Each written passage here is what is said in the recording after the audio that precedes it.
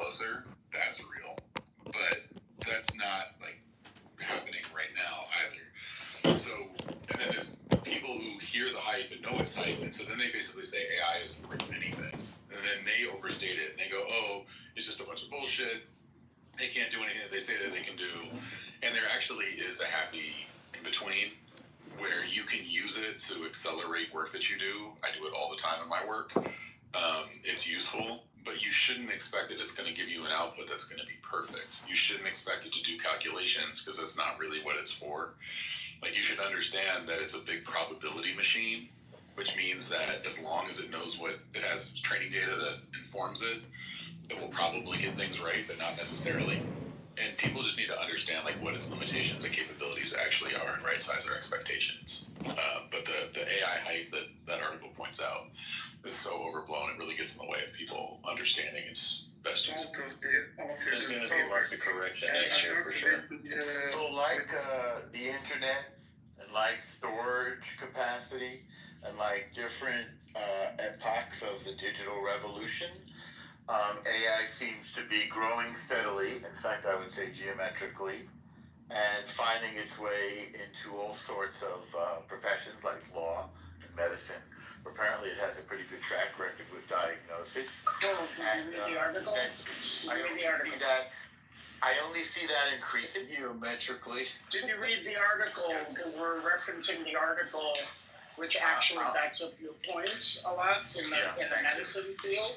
So you should read the article before just throwing out shit. I'm not throwing out shit. I'm just giving you the report on AI.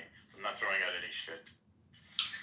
Okay, cool. Anyway, it's a great article. You should read it because it backs up some of your points.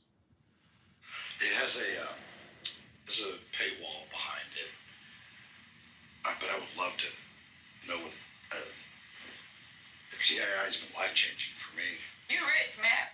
Go ahead and pay for it. Just pay for it with all the free medical shit you got, Matt. What the hell? Yeah, Don't be cheap like that. Help the economy. There's a way to do it. That's a good idea.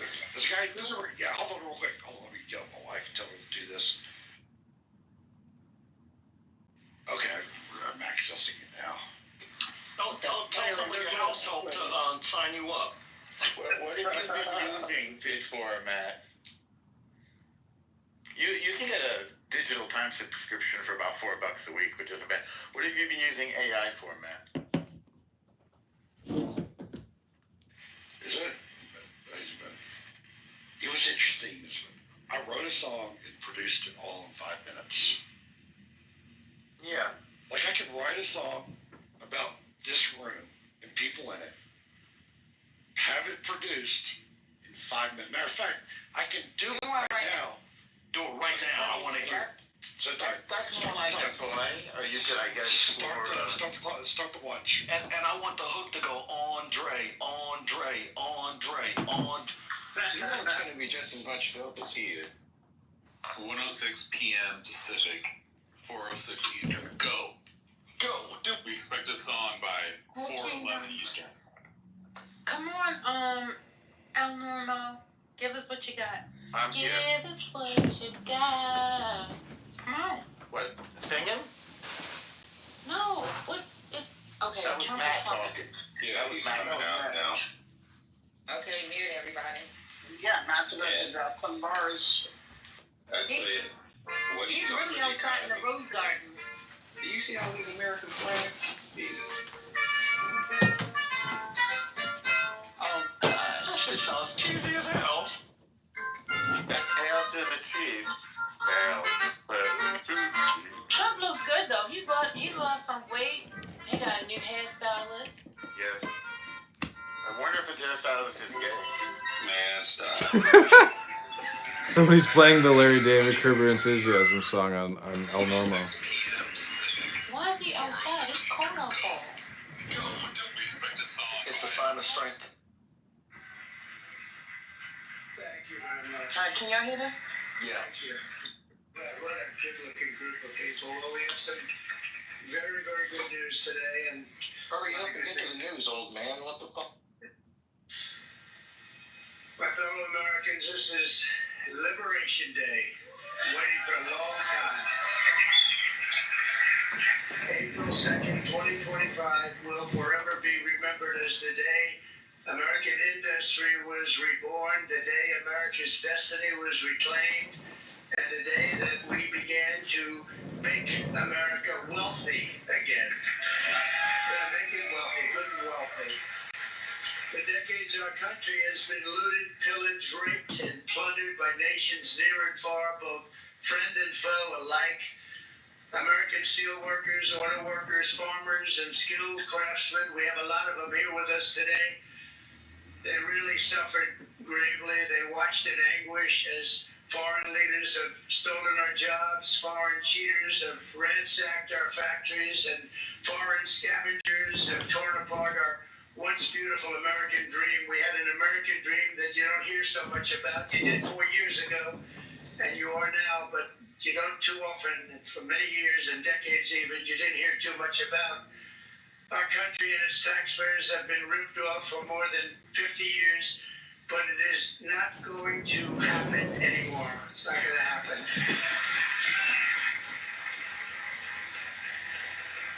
In a few moments, I will sign a historic executive order instituting reciprocal tariffs on countries throughout the world. Reciprocal, that means they do it to us. Define reciprocal. God damn, hurry up, you piece of... This is one of the most important days, in my opinion, in American history. It's our declaration of economic independence. For years, hardworking American citizens were forced to sit on the sidelines as other nations got rich and powerful, much of it at our expense. But now it's our turn to prosper, and in so doing, use trillions and trillions of dollars to reduce our taxes and pay down our national debt, and it'll all happen very quickly. With today's action, we are finally going to be able to make America great again, greater than ever before.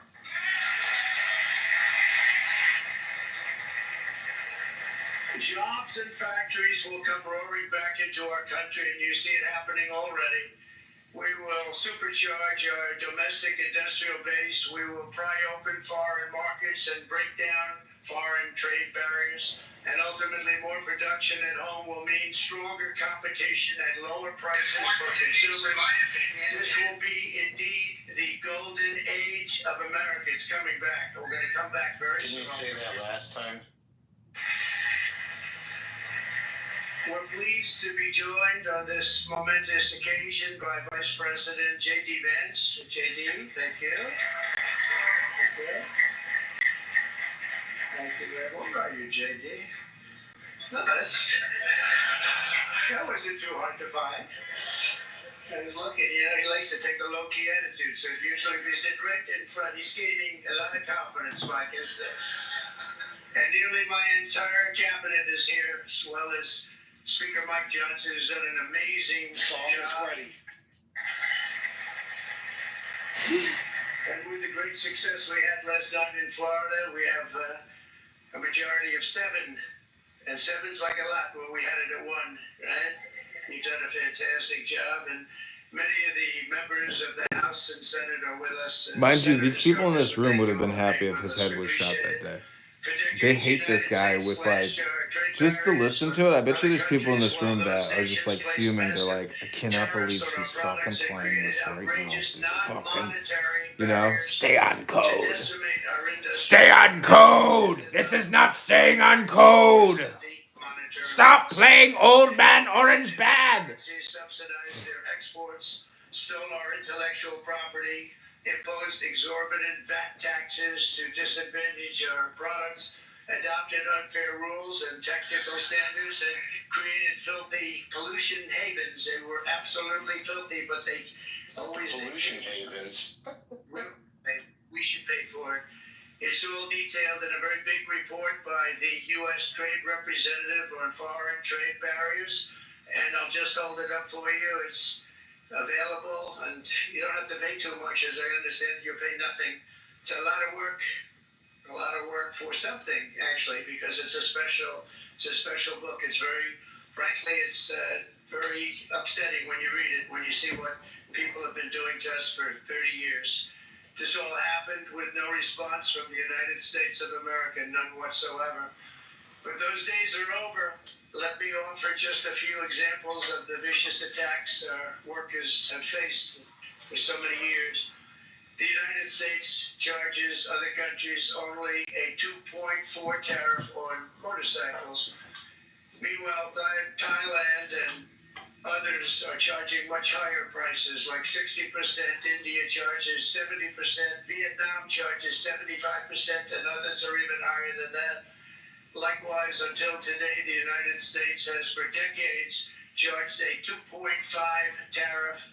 Think of that, 2.5% on foreign-made automobiles. The European Union charges us more than 10% tariffs, and they have 20% VATs, much, much higher. India charges 70%, and perhaps worst of all are the non-monetary restrictions imposed by South Korea, Japan, and very many other nations as a result of these colossal trade barriers. 81% of the cars in South Korea are made in South Korea. 94% of the cars in Japan are made in Japan.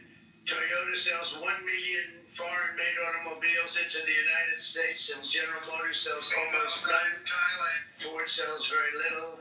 None of our companies are allowed to go into other countries. And I say that, friend and foe. And in many cases, the friend is worse than the foe in terms of trade. But such horrendous imbalances have devastated our industrial base and put our national security at risk. I don't blame these other countries at all for this calamity. I blame former presidents and past leaders who weren't doing their job. They let it happen, and they let it happen to an extent that nobody can even believe. That's why, effective at midnight, we will impose a 25% tariff on all foreign-made automobiles.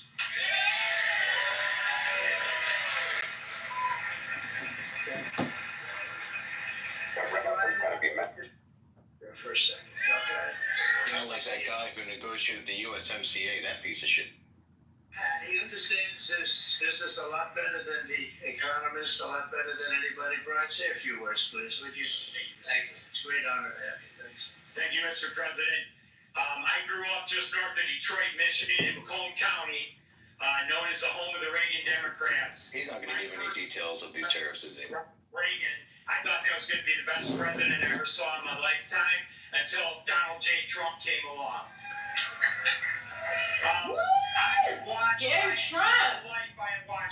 plant after plant after plant in Detroit and in the metro Detroit area close. There are now plants sitting idle. There are now plants that are underutilized. And Donald Trump's policies are going to bring product back into those underutilized plants. There's going to be new investment. There's going to be new plants built. And the UAW members, and I brought 20 of them with me, they're sitting right over here. Like that guy. That's right. I'd almost rather listen to Racist Matt's song than... 100%. So, Mr. President, we can't thank you enough. And in 6 months or a year, we're going to begin to see the benefits. I can't wait to see what's happening 3 or 4 years down the road. Thank you, Mr. President.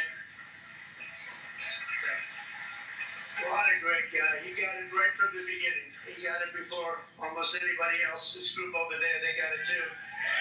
And, you know, we won the state of Michigan. We won almost all of them. But we won Michigan by a lot. And I want to just thank you all. The auto workers were fantastic. The Teamsters were fantastic. Everyone was pretty good, I will tell you. Thank you very much. I appreciate it. You're going to be very happy very soon. And you probably see what's happening with all of the, not only car companies, but car companies in particular. Seeing with all of the ones they're moving, they're announcing day in, day out. You're seeing it. Nobody's ever seen anything like that. With today's actions, we're also standing up for our great farmers and ranchers who are brutalized by nations all over the world. Brutalized. Like how the USA got killed and fucking our farmers suffering from that. Is that what he said?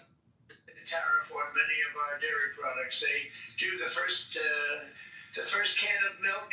They do the first little carton of milk at a very low price, but after that it gets bad, and then it gets up to 275, 300%. So when they're figuring what's Canada charging, they say, oh, about 2%, 3%.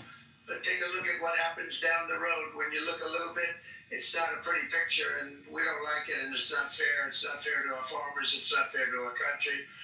And with countries like Canada, we subsidize a lot of countries, keep them going and keep them in business. In the case of Mexico, it's $300 billion a year. In the case of Canada, it's close to $200 billion a year.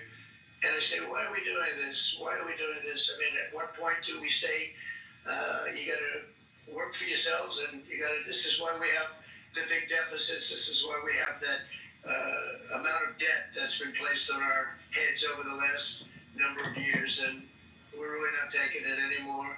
Through non-tariff barriers, the European Union bans imports of most American poultry. You understand? They say, we want to send you our cars, we want to send you everything, but we're not going to take anything that you have. Australia bans, and they're wonderful people and wonderful everything.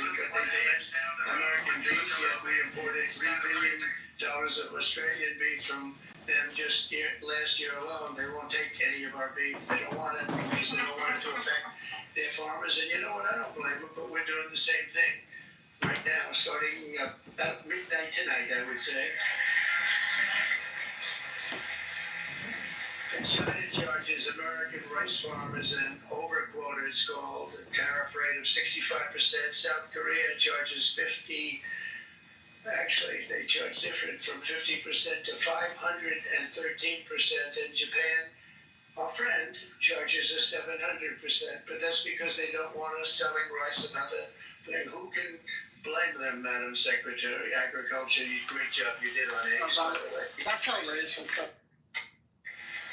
You got them down 50%. Once we got involved, they were going through the sky. The egg prices, they were going through the sky, and you did a fantastic job. Now we have lots of eggs, and they're much cheaper, down about 59% now, and they're going down further. We charge 2.8% for so many things that other countries are charging 200%, 300%, and 400% for. If imposing tariffs and protective barriers made nations poor, then every country on earth would be racing to eliminate these policies, and China would be the first on line. They run a very strong country, but they're not first in line, and the American people are paying a very big price. From 1789 to 1913, we were a tariff-backed nation, and the United States was proportionately the wealthiest it has ever been. So wealthy, in fact, that in the 1880s, they established a commission to decide what they were going to do with the vast sums of money they were collecting. We were collecting so much money so fast, we didn't know what to do with it. Isn't that a nice problem to have? What do you think, Marco? Good problem?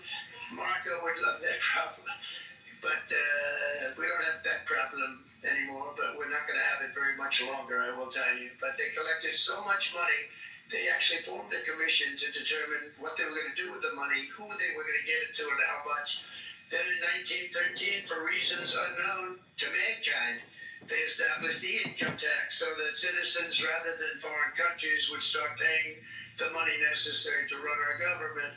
Then in 1929, it all came to a very abrupt end with the Great Depression, and it would have never happened if they had stayed with the tariff policy. It would have been a much different story. They tried to bring back tariffs to save our country, but it was gone. It was gone. It was too late. Nothing could have been done. It took years and years to get out of that depression, far longer than even FDR had that office right over there for a long period of time. The ramp system that's rather intricate was built because of him, and every time you walk up, you think of him, and he did a great job in many ways, but it lasted long beyond his terms, as you know. But it's not too late any longer. We're going to start being smart, and we're going to start being very wealthy again. We're going to be wealthy as a country because they've taken so much of our wealth away from us. We're not going to let that happen. We truly can be very wealthy. We can be so much wealthier than any country. It's not even believable, but we're getting smart. Nearly a century later, in the face of unrelenting economic warfare, the United States can no longer continue with a policy of unilateral economic surrender. We cannot pay the deficits of Canada, Mexico, and so many other countries. 25 minutes and you still haven't gotten any details. We take care of countries all over the world. We pay for their military. We pay for everything they have to pay, and then when you want to cut back a little bit, they get upset that you're not taking care of them any longer. But we have to take care of our people, and we're going to take care of our people first. And I'm sorry to say that.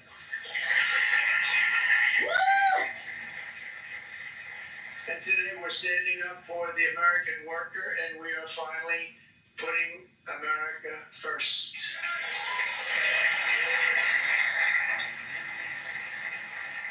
In Sleepy Joe Biden's last year in office, the United States averaged 100,000 manufacturing jobs, and the number was going through the roof at levels never seen before.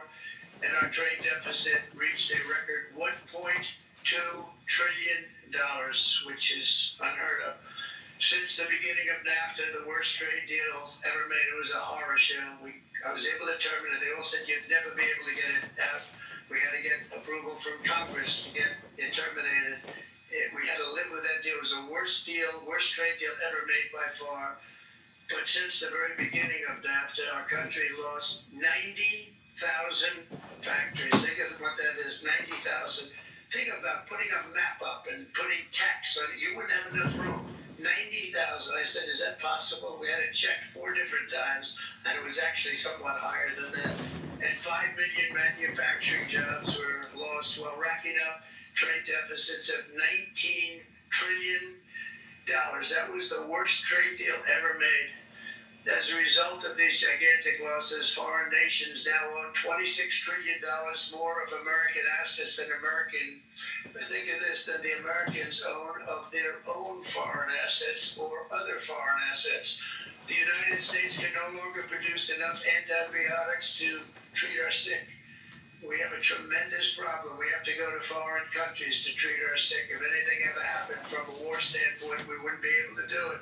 We import virtually all of our computers, phones, televisions, and electronics. We used to dominate the field, and now we import it all from different countries. A single shipyard in China now produces more ships every year than all of the American shipyards combined. Think of that. And it was a business that we used to dominate. We used to dominate it totally. In short, chronic trade deficits are no longer merely an economic problem. They're a national emergency that threatens our security and our very way of life. It's a very great threat to our country. And for these reasons, starting tomorrow, the United States will implement reciprocal tariffs on other nations. It's been a long time since we even thought of that. We used to think about it a lot. We didn't think about it for many decades, and you see what's happened. For nations that treat us badly, we will calculate the combined rate of all their tariffs, non-monetary barriers, and other forms of cheating. And because we are being very kind, we're kind people, very kind. You're not so kind when you got ripped off salaries. My auto worker friends and my Teamster friends and all of the unions that typically voted Democrat, they're not voting Democrat anymore because worker with a union or non-worker, they're for the Republicans now. That's what but we will charge them about half of what they are and have been charging us. So the tariffs will be not a full reciprocal. I could have done that. Yes, but it would have been tough for a lot of countries who didn't want to do that. I'd like to see the chart if you have it. Could you bring it up, Howard? This is our great Secretary of Commerce, Howard Lutnick. You did it, Joe. So, if you look at did it, Joe. China, 67%. That's tariffs It's getting right. charged to the USA, including currency manipulation and trade barriers. So, 67%. I think you can, for the most part, see it. Those with good eyes, with bad eyes. We didn't want to bring, it's very windy out here. We didn't want to bring out the big charts because it had no chance of standing. Fortunately, we came armed with a little smaller chart.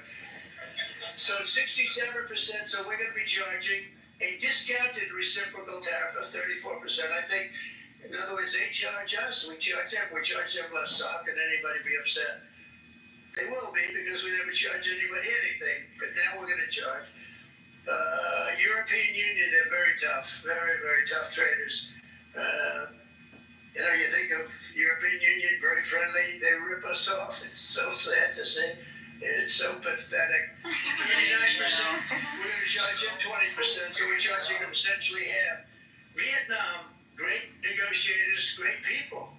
They like me, I like them. The problem is they charge us 90%.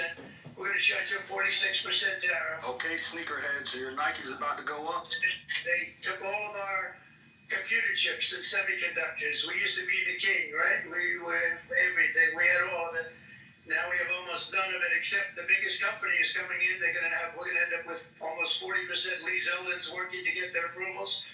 And it's an amazing company. Mr. Wei, of one of the great companies of the world, actually. They're coming in from Taiwan, and they're going to build one of the biggest plants in the world, maybe the biggest. But 64%, we're going to charge them 32%. Japan, very, very tough. Great people.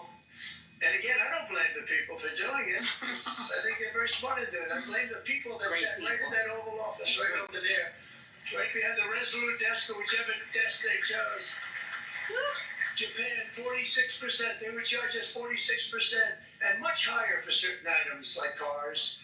Little items like cars. 46%, we're charging them 24%. India, very, very tough. Very, very tough. The Prime Minister just left. He's a great friend of mine, but I said, you're a friend of mine, but you're not being treating us right. They charge us 52%. You have to understand, we charge them almost nothing for years and years and decades. And it was only 7 years ago when I came in, we started with China and charged them. We took in hundreds of billions of dollars from China in tariffs. And they understood, honestly. President Xi understood. He said, look, I understand. And the other countries said they all understand. We're going to have to go through a little tough love, maybe, but they all understand. They were ripping us off, and they understood it. Prime Minister of Japan, Shinzo Abe. He was a fantastic man. He was unfortunately taken from us, assassinated. This is a long list. I hope you don't plan on reading all of this. We have to do something, and trade is not fair. He said, I know that. And he was a great gentleman. He was a fantastic man, but he understood immediately what I was talking about. I said, Shinzo, we have to do something. He said, I know that. And we worked out a deal. It would have been a much better deal, but frankly, there were many years left in the deal that was made previous to my getting there, but it was something. Yeah. If you look at Switzerland, 61% to 31%. Indonesia, Malaysia, Cambodia. Oh, look at Cambodia now. We're going to bring it down to 40. They made a fortune with the United States of America. United Kingdom, 10%. And we'll go 10%. So we'll do the same thing. South Africa, 60%, 30%. They've got some bad things going on in South Africa. We're Just play the song I wrote. millions of dollars to cut the funding because a lot of bad things are happening. What program did you use? Put in the chat, please. I want to report it. Brazil, 10%, 10%. Bangladesh is 74%. So you see what's going on. Pakistan, 58%. Sri Lanka, 88%. So what we're doing is we're taking not the full, we could take the full 88%. Thanks a lot. He's doing a very good job. How's he doing, huh? I think you better take it with you. It's not going to last very long. He's going to it's going to follow you down with the wind. I brought a hat just in case it got too windy, but here, would anybody like a hat? I'm not giving it to a cabinet. I'm giving it to the auto workers. Come on. There you go. Thank you, fellas. Yeah, that's it. That's it. That's it. You got it. You got it. They deserve it more than our cabinet. Our cabinet has plenty of hats. But you see the numbers. The numbers are so disproportionate. They're so unfair. At the same time, we will establish a minimum baseline tariff of 10%. You notice that on the chart? And that'll be on other countries to help rebuild our economy and to prevent cheating. So we're going to have a minimum of cheating, and we're going to be very severe on the people that at the gate that watch the tariffs and watch the product coming in, because there's been a lot of bad things happening at the gate. Because of Dr. Sasha. Dr. Sasha. You want to come to Chicago, Dr. Sasha, and get some dinner sometime? Maybe have a Heineken, buddy? People that do the check-in, and Just call me on Clown House, Dr. Sasha. I'll talk to you from the restaurant. Foreign nations will finally be asked to pay for the privilege of Is that Dr. access Sasha? to our market, the biggest market in the world. We're right now the biggest market in the world. We had a great country 4 years ago in terms of the economics. We were doubling up on China. We were doing so well. Nobody was going to catch us, but so much of it slipped away over the last 4 years under Biden. I campaigned on this policy throughout last year, and today that promise was made, and it was also a promise, as you know, that was kept. Promises made, promises kept. To any company that objects to our common sense reciprocal tariffs, again, reciprocal, back and forth, and I call this kind reciprocal. This is not full reciprocal, this is kind reciprocal, but what we do is we cut it in half, we charge them. My answer is very simple. If they complain, if you want your tariff rate to be zero, then you build your product right here in America, because there's no tariff if you build your plant, your product in America. That's how you do it, Trump. Companies coming in like we've never seen before. Likewise to all of the foreign presidents, prime ministers, kings, queens, ambassadors, and everyone else who will soon be calling to ask for exemptions from these tariffs. I say, terminate your own tariffs, drop your barriers, don't manipulate your currencies. They manipulate their currencies like nobody can even believe, which is a bad, bad thing and very devastating to us. And start buying tens of billions of dollars of American goods. Tariffs give our country protection against those that would do us economic harm. And many people were looking to do us economic harm. Maybe not my ADHD is kicking up. Obviously, but they were doing tremendous economic harm. But even more importantly, these tariffs are going to give us growth like you haven't seen before, and it'll be something very special to watch. I am so looking forward, and Brian, it's going to happen even faster than you said. You know, you might say, but it's already started. It's already started. Work's already begun on plants all around the country. And you see that as before. These are big, rich companies. We have $61 billion started on a big plant going up. It's going to be announced over the next 2 days, and they already started work. Many of these the biggest companies in the world, they committed to build. We're going to build, sir. And they came here to see me, and they wanted to know if they could have a press conference. I do as many as I can. I'm pretty busy trying to stop Russia and Ukraine and the Middle East. We got to stop that. We're going to stop that. Was going to be stopped in 24 hours. Tremendous. They like shooting ships down out of the water. See, I mean, he's dropping bombs in Yemen now. I mean, we're threatening Iran with, like, you know, drone attacks, like, you know. Warmonger president, this guy. Here's just a short list of some of the companies that have already announced and committed to investment. He's working for him. I don't know who you think is Wait, China. why? Is that Elmo? Why? $100 billion. They never spent money like that here. They're going to build their plants here. SoftBank, OpenAI, and Oracle, great companies, are investing $500 billion almost immediently.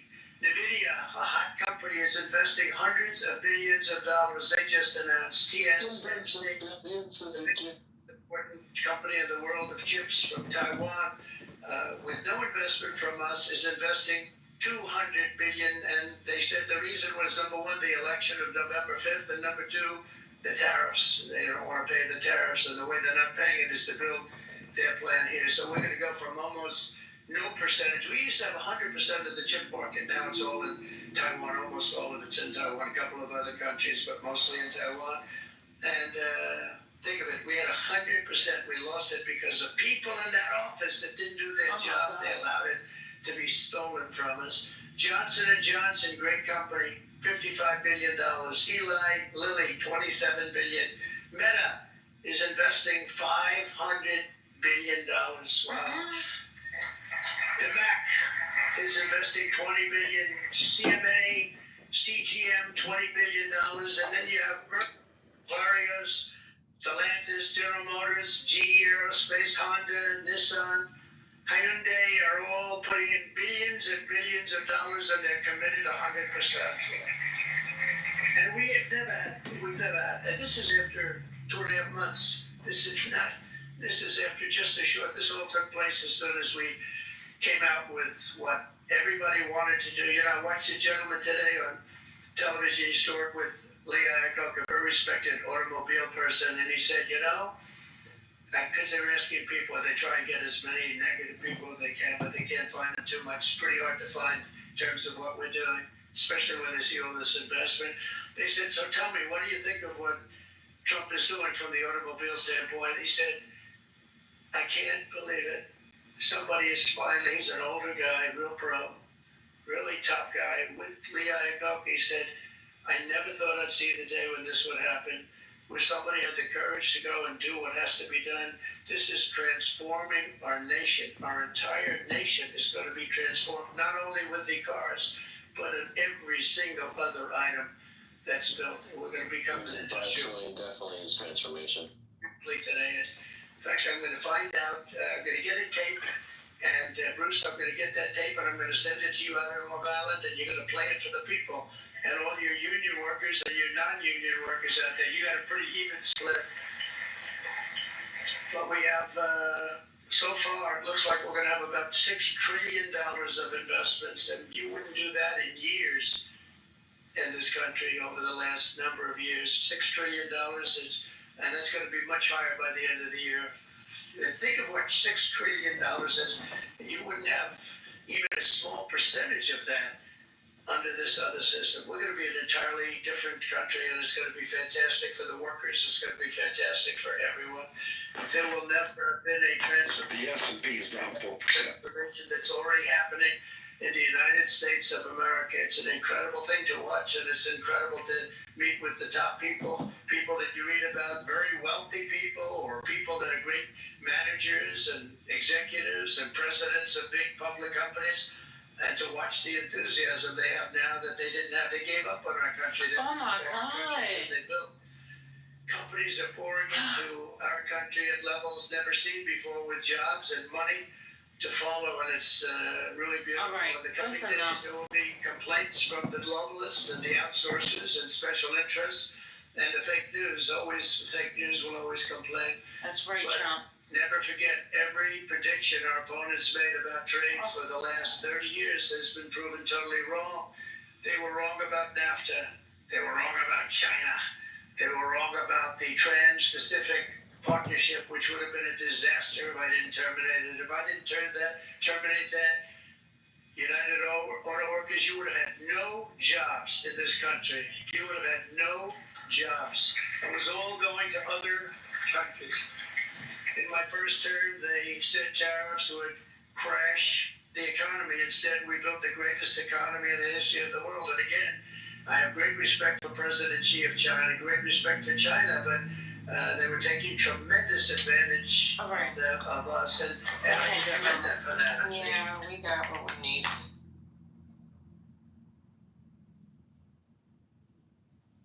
Cannot wait for maggots to get poor. Can't wait.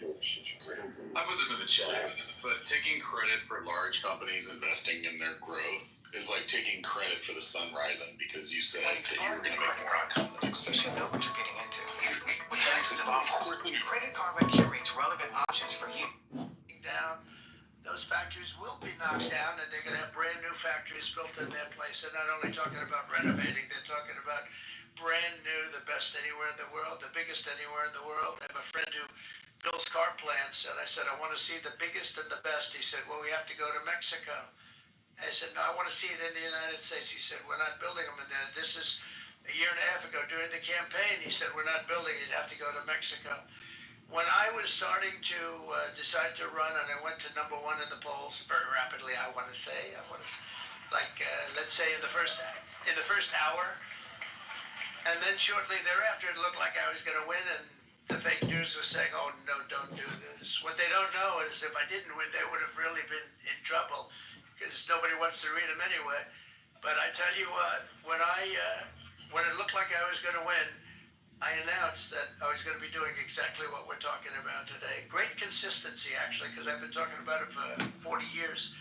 But because I saw what was happening 40 years ago. If you look at my old speeches when I was young, very handsome, my old speeches, and that people would say, I'd be on a television show, I'd be talking about how we were being ripped off by these countries. I mean, nothing changes very much. The only thing that changed was the countries, but nothing really changes. But it's why it's such an honor. It's such an honor to be finally able to do this. If you look at China, I took in hundreds of billions of dollars in my term. Hundreds of billions. They never paid 10 cents to any other president, and yet they paid hundreds of billions. So much so that Biden couldn't do anything. They wanted to try and terminate it because he had a very special relationship with China. You know what the relationship was? He had a special relationship. But the numbers were so big. The numbers were so big that they couldn't do it. So they did ease it up. They did things that they shouldn't have done. They made it a lot more comfortable for them, but they couldn't do it because the numbers were hundreds of billions of dollars, and I did that. And we were on our way to doing something like incredible. And then we had a very bad election happen, a very bad election. A lot of bad things happened. So when I said we got to do it again, I said we have to make it too big to rig. And we made it too big to rig, and we won in records. And it was a monumental win. And it was such an honor to see so many of you, like Brian and your friends, here with us to celebrate, and to more importantly celebrate what we're doing, because that wouldn't be a full celebration if we didn't do this. Because this will be an entirely different country in a short period of time. It'll be something the whole world will be talking about it. The critics made the very tired predictions earlier this year, but in February, core inflation dropped to the lowest rate in 4 years. And the price of eggs, as you know, just in a month and a half, we were there for 4 weeks. And the first week, I got blamed for eggs. I said, they said eggs have gone up at like 250% and you can't get eggs. And they were going crazy. And I said, I just got here. And then we got to work on eggs. And we got to work on everything. And our great Secretary of Agriculture, you did a fantastic job. Brooke Rollins, she did a fantastic job. And as I said before, the price of eggs dropped now 59%, and they're going down more, and the availability is fantastic. They were saying that for Easter, please don't use eggs. Could you use plastic eggs? I said, we don't want to do that. We want to, and you really came through. It's an amazing job. Thank you very much, Brooke. You did great. But likewise, an old-fashioned term that we use, groceries. I used it in the campaign. It's such an old-fashioned term, but a beautiful term, groceries. It sort of says a bag with different things in it. Groceries went through the roof, and I campaigned on that. I talked about the word groceries for a lot, and energy costs now are down, groceries are down, gasoline is way under $3, and people are beginning to be able to buy things and live again. We brought prices way down. We created 10,000 already in a few weeks, new manufacturing jobs, and it was that took place in 1 month. Numbers that they haven't seen in a long time. We had virtually no inflation under my term. We had virtually no inflation for 4 years, but after transitioning over to Sleepy Joe, it went from almost non-existent to the highest in the history of our country. They're the highest inflation in the history of our country, brought up by energy and bad spending and bad policy, and a lot of bad things happened. How about allowing millions and millions and millions of people to pour into our country with open borders, where it's so sad to see even now. And I see our great secretary you have done. Stand up, please, Christy. Stand up. Christy Noem and Tom Holman. These people are doing a great job, but gotten them out in records. We have problems with judges that don't want them to go out. They want Tren de Aragua, and they want MS-13, the most vicious gangs ever. Nobody's ever seen anything like it. Absolute killer gangs that kill people that don't even think about it. And we put them out, and we have judges now, radical left judges that they don't want them to go out. They want them to even be brought back. Let's bring them back. You've done a fantastic job, and please thank everybody. Homeland Security, thank everybody. Appreciate it. And we now have a border that's the best border that we've ever had, even better than it was my first term. My first term we did good, but this one we really specialized in. We've done really well. And we had records then. We had the best, safest border. 4 years ago, we had the best border there ever was. And now we have, you've actually matched it and done even better. And we're going to get it down the right way. And we want people, by the way, to come into our country, but we want them to come in through a legal process. We want them to come in legally. We need more people. We need people to run these plants and to help the auto workers and the Teamsters and the non-union people and everybody else. But we need people, the farmers.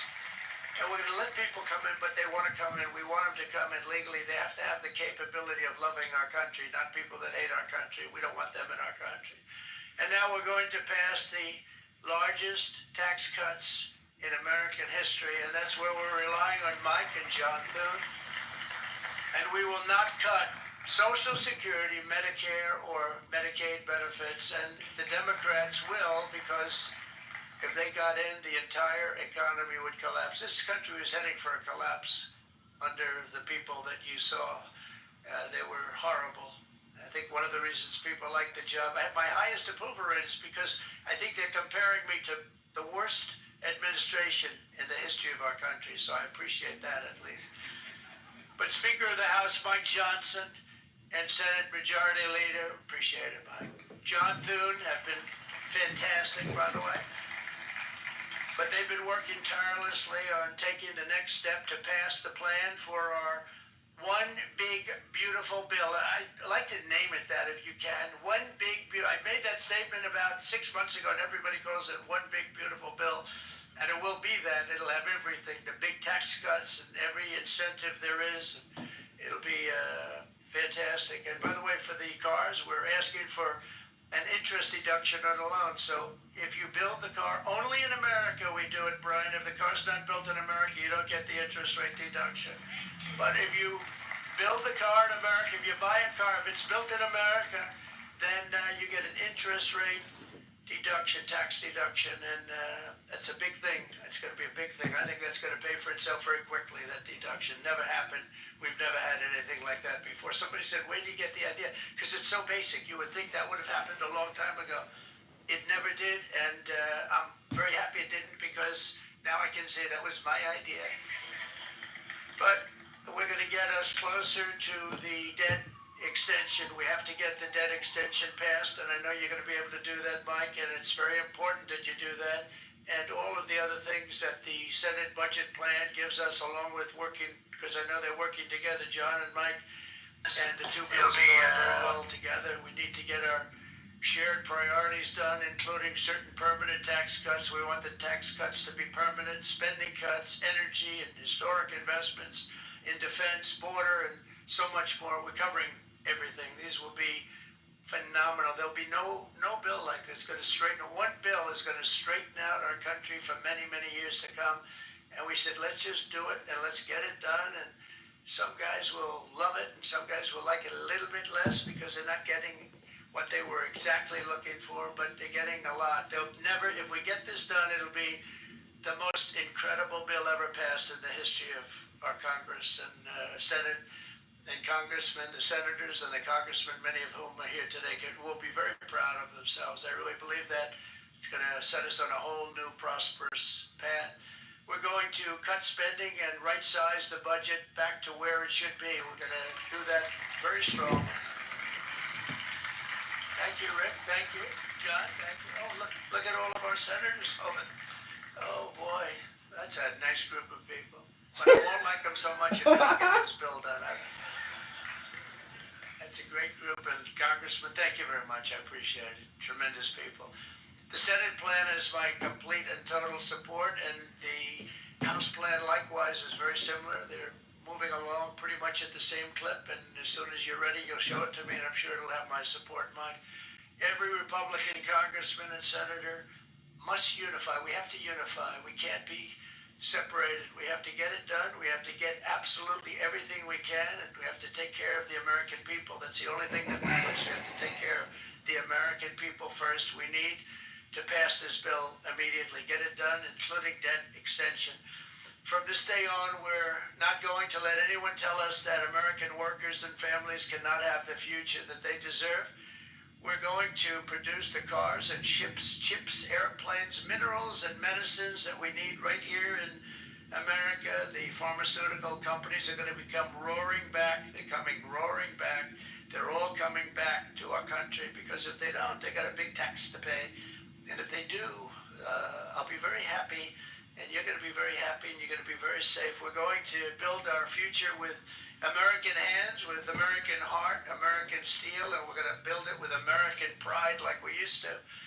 We're approaching our 100th day as president and have been given credit by a lot of people, actually, even some of the fake news, can you believe it? Which in this case hopefully isn't fake, for having done more in that time than any other administration in the history of our country in the first 100 days. I think we've had an amazing, in terms of what we've done, what we've gotten accomplished. I'd like to see if we can get that war ended and another war from not starting in the Middle East. We have to get Russia, they're losing 2,000 on average, 2,500 people a day, young people, soldiers, Russian, think of that, 2,500 through some days, but on average, probably over about a 1 week period, it's 2,700. We need it? Yeah. Oh, I think we need ketchup too. What's in there? Here. 100 being decimated, and they're not from our country, but they're from other countries, but they're human beings. They're from Russia, they're from Ukraine at this period, most of them, and we're going to get it stopped. It's a senseless war that would have never happened if I was president, and it shouldn't be allowed to go on. And I think we're being given good cooperation by Russia and by Ukraine, but we have to get it stopped. It's humanity. It's humanity. It's a terrible thing. This will be a very big moment. I think you're going to remember today. It's going to be a free nation that we're dealing with. We're going to have a very free and beautiful nation. It's going to be Liberation Day in America, and it's going to be a day that hopefully you're going to look back in years to come and you're going to say, you know, he was right. This has turned out to be one of the most important days in the history of our country. God bless you and God bless America. Thank you, everybody. Thank you very much. Thank you very much.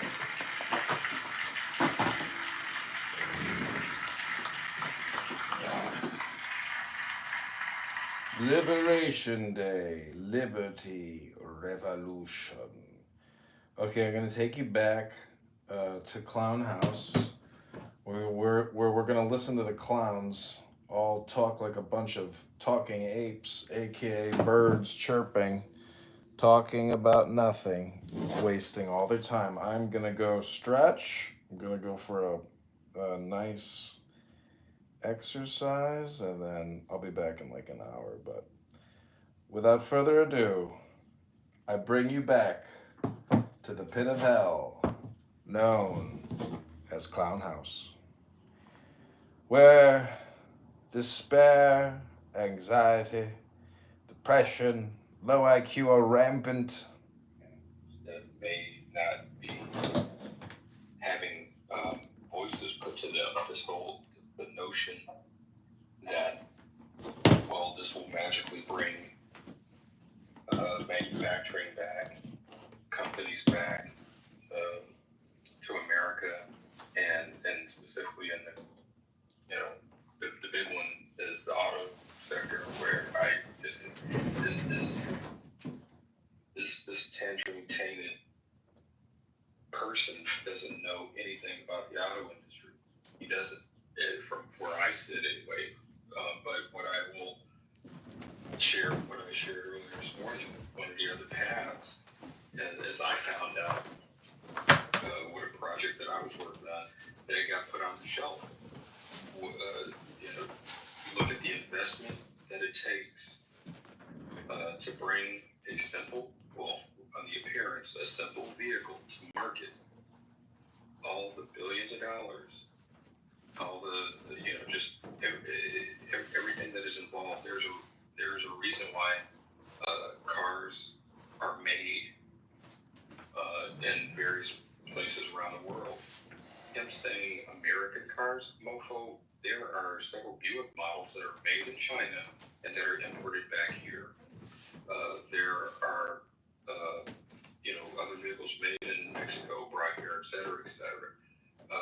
But the program that I was on, what I was getting to is that I was told, well, one reason why I'm home today and all is that the program that I was part of, being a designer on, got put on the shelf because the manufacturer looked at the numbers, and they kind of already had this in the can as we were continuing to design.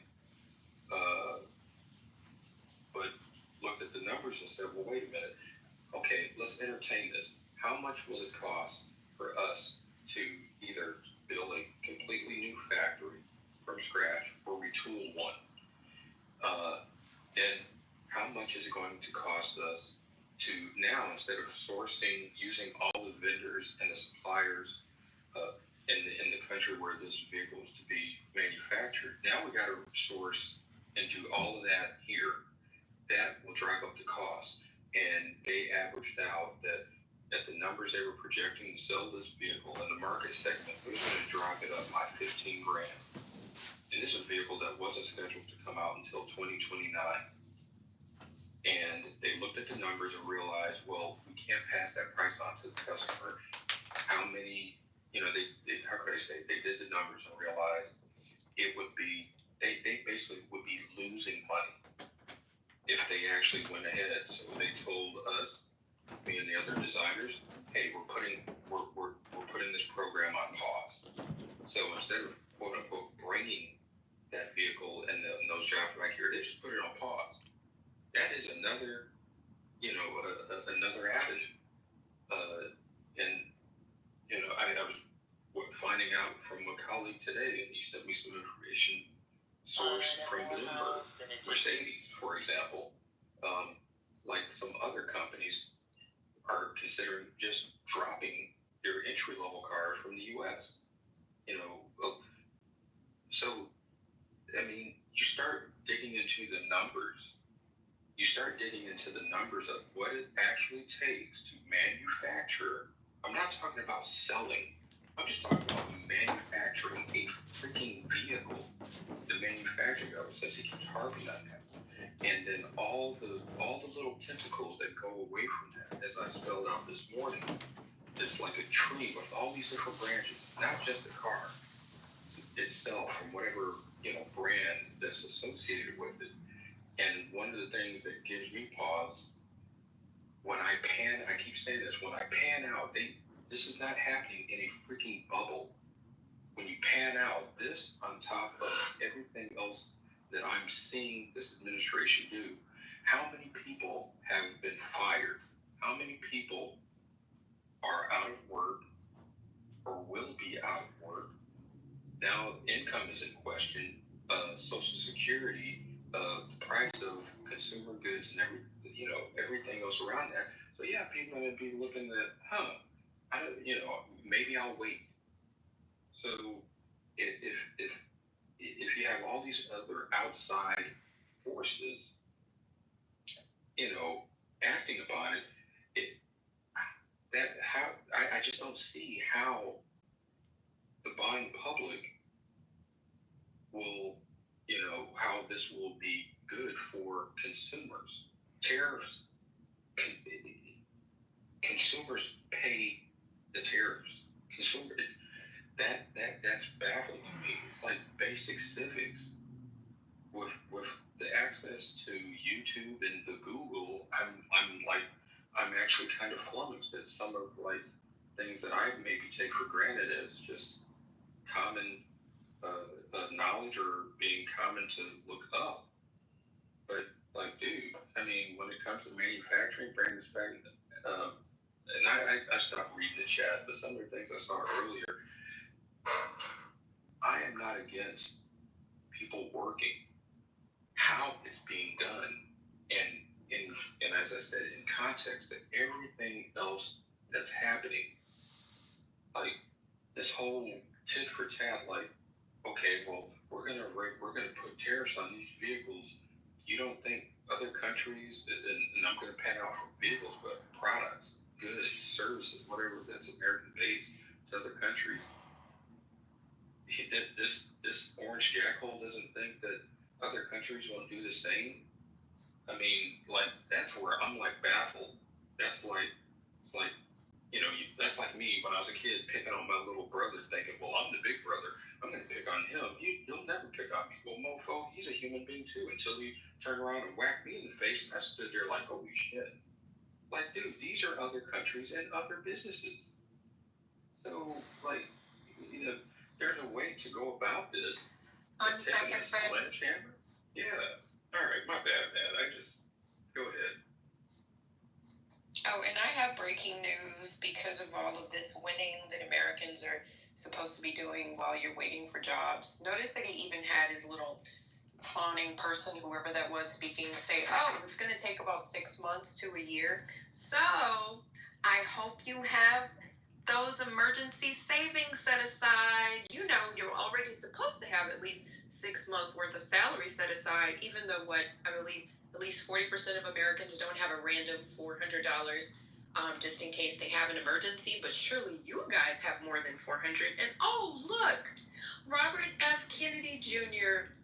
laid off all 10 of the employees that actually help people with the low-income households pay utility bills. So all of the poor seniors, the single moms, the veterans, the disabled, all of those people that used to rely, on this program to just help subsidize their utility bills, because who cares? They don't need air conditioning in the summer. They don't need heat in the winter. They're just going to be winning because they're going to go to work in all of these factories apparently that aren't going to be built for a year. So shout out to America and Donald Trump. More winning, y'all. More winning. Yay!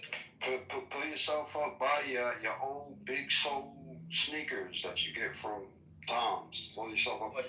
But who is building all of these factories, or did they send them? This thing is, they're not like. Imagine you're the CEO of a car company right now. The main thing you're trying to do is to move around the different pieces as much as you can, so that you have as much built in America as you can for your top selling vehicles. That's the first thing you're trying to do, because you don't know how long this is going to happen. But then the next thing is there's this idea that like jobs that were in Pontiac, Michigan 30 years ago belong to Pontiac, Michigan, and that there's just like a bunch of workers sitting in Pontiac waiting for, the parts plant to reopen, and all someone has to do is just, go to the circuit breaker and flip the switch and they're going again. Like, this is not how that works at all. And so there's some ability for some domestic factories to increase production, and that will have some positive impact on like a set of workers in a set of places. But the overall impact on the economy is going to be so negative that it's wildly overwhelmed by that. It's a little bit like the obsession with coal workers, or like coal miners, where there's only 40,000 of them left in America, but for some reason they get all this attention that people who do other jobs don't get, even though there's way, way, way more of them. Like, for some reason, people are never seem to be fighting for the waitresses or the bus boys or whatever. So it's not Trump like wanted to stop taxing tips, so that's exactly it's just not going to work like that. Why are you talking over? Your Honor. I know you're talking over. going on? Oh, no, please don't. Okay, you can do it in the chat. Fuck off. Your Honor, I have anyway, my point is I'm not going to just flip the switch. Go ahead, Andre. Whoever that was. No, I was going to say, I got some good news. Those CEOs don't have to worry about Was Aaron people. I thought it was on Royal. Go ahead, Royal. My bad. Yeah, he's just gonna piggyback on what I'm saying. So those are CEOs of the Pontiacs, they don't have to worry about anything. And guess what? No one's gonna buy any cars because no one's gonna have any money. I just want to say I didn't know I sounded like Royal, but okay. My bad, man. Yeah, it was amidst Norm jumping in and everything else. Yeah, no, I get it. No. To your point, Your Honor, that. I think that's the that whole part of how much there's a capital expenditure that these organizations will have to spend in order were to bring that type of manufacturing back, and they're not going to do it. Like you said, they're looking out for their best interest. What's the highest producing, product that, highest selling product that they produce? They're going to put it here. They're not going to rein everything in just because this guy says that. And that, like you said, there's a job, a loss used to be at a particular location that is coming back. It's so unrealistic the way that these folks' heads are wired that they think that he's just going to bring it back and it's going to happen overnight. It will take years. They're not. So sorry. All they're looking for is a couple of wins, and to highlight those wins. There are people that are gonna. It makes sense for them to bring jobs back, right? So all that he's gonna do, get a couple of wins and highlight the fuck out of that, and then keep running on that. Yeah, these jokers don't know anything about how business works at all. Doge just said that all the tools companies have to use the same kind of batteries, and they chose the company that produces the batteries that all of these companies are going to have to use. So, if you've got, DeWalt versus Makita versus Stanley Black & Decker, so on and so forth, they all have to use the same batteries now, and they got to choose the company whose battery technology gets used. What do you think the impact of that is going to be? First off, if you're a battery innovator, you're shit out of luck. You now have to work on the old technology to be able to innovate at all, or hope that Doge decides, in their great wisdom, that what you've built is better. Huh? It's the craziest thing. All these people who talk about, the wonders of capitalism and how it innovates and all this are now all of a sudden the same people who are against allowing free market innovation to take place. These people are just idiots, right? It's all great. And the problem is Did you just say that? Did you say that Musk doesn't know? Were you talking over me again? I think you were. Yeah, weren't you talking, John? Yeah, I was just about to finish, but he jumped in too early, so he gets to go back in the queue. Go ahead, anybody.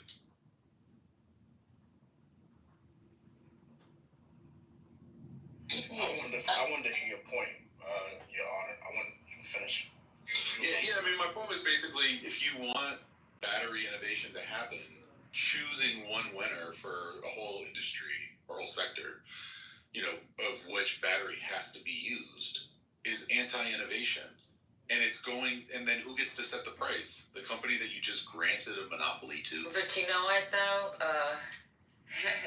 Biden-Harris is the one that was bringing back battery manufacturing under the Inflation Reduction Act. So what, they're going to reap the benefits of what was already put in place. Did you just say that Musk doesn't know how business works? I feel like these jokers, is that He didn't say that at Musk? all. He didn't say that. He said these jokers, and then he went to Musk. Oh my God, who cares about Musk? Who cares about Musk? Musk is a dipshit. I was venture to say Musk doesn't know how business works. He doesn't. He's been sued. He doesn't know who his customers are.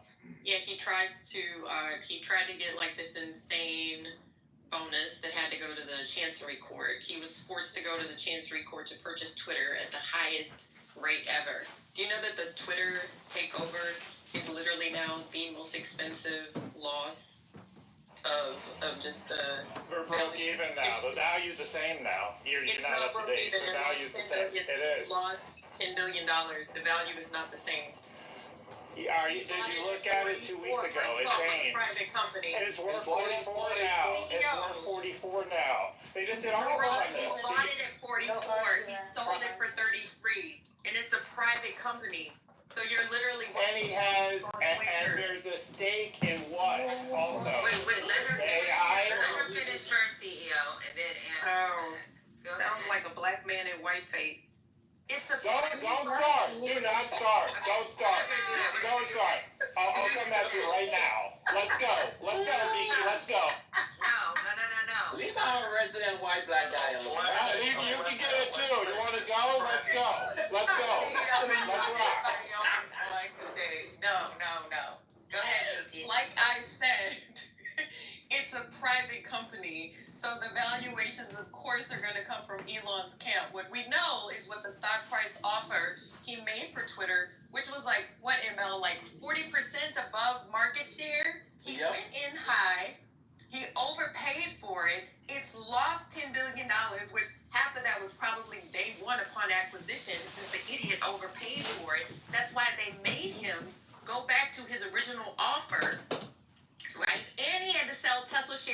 2022 when it was down like 50%. So he is a stupid businessman. And then he basically did a balance He's so sheet stupid. transfer. He's the richest man on the planet. He's really stupid. Exactly. Stupid exactly. Exactly. What's the value? Exactly. What's the value? No, hold on. Let me go. What's the value of property? What you mean? XAI is the one that acquired it. Like I said, know. he did a balance What's sheet the share there? What is that value? What do you mean the share? Because he had 25%. There's 25. It's not a public company yet. The valuation. Okay. Let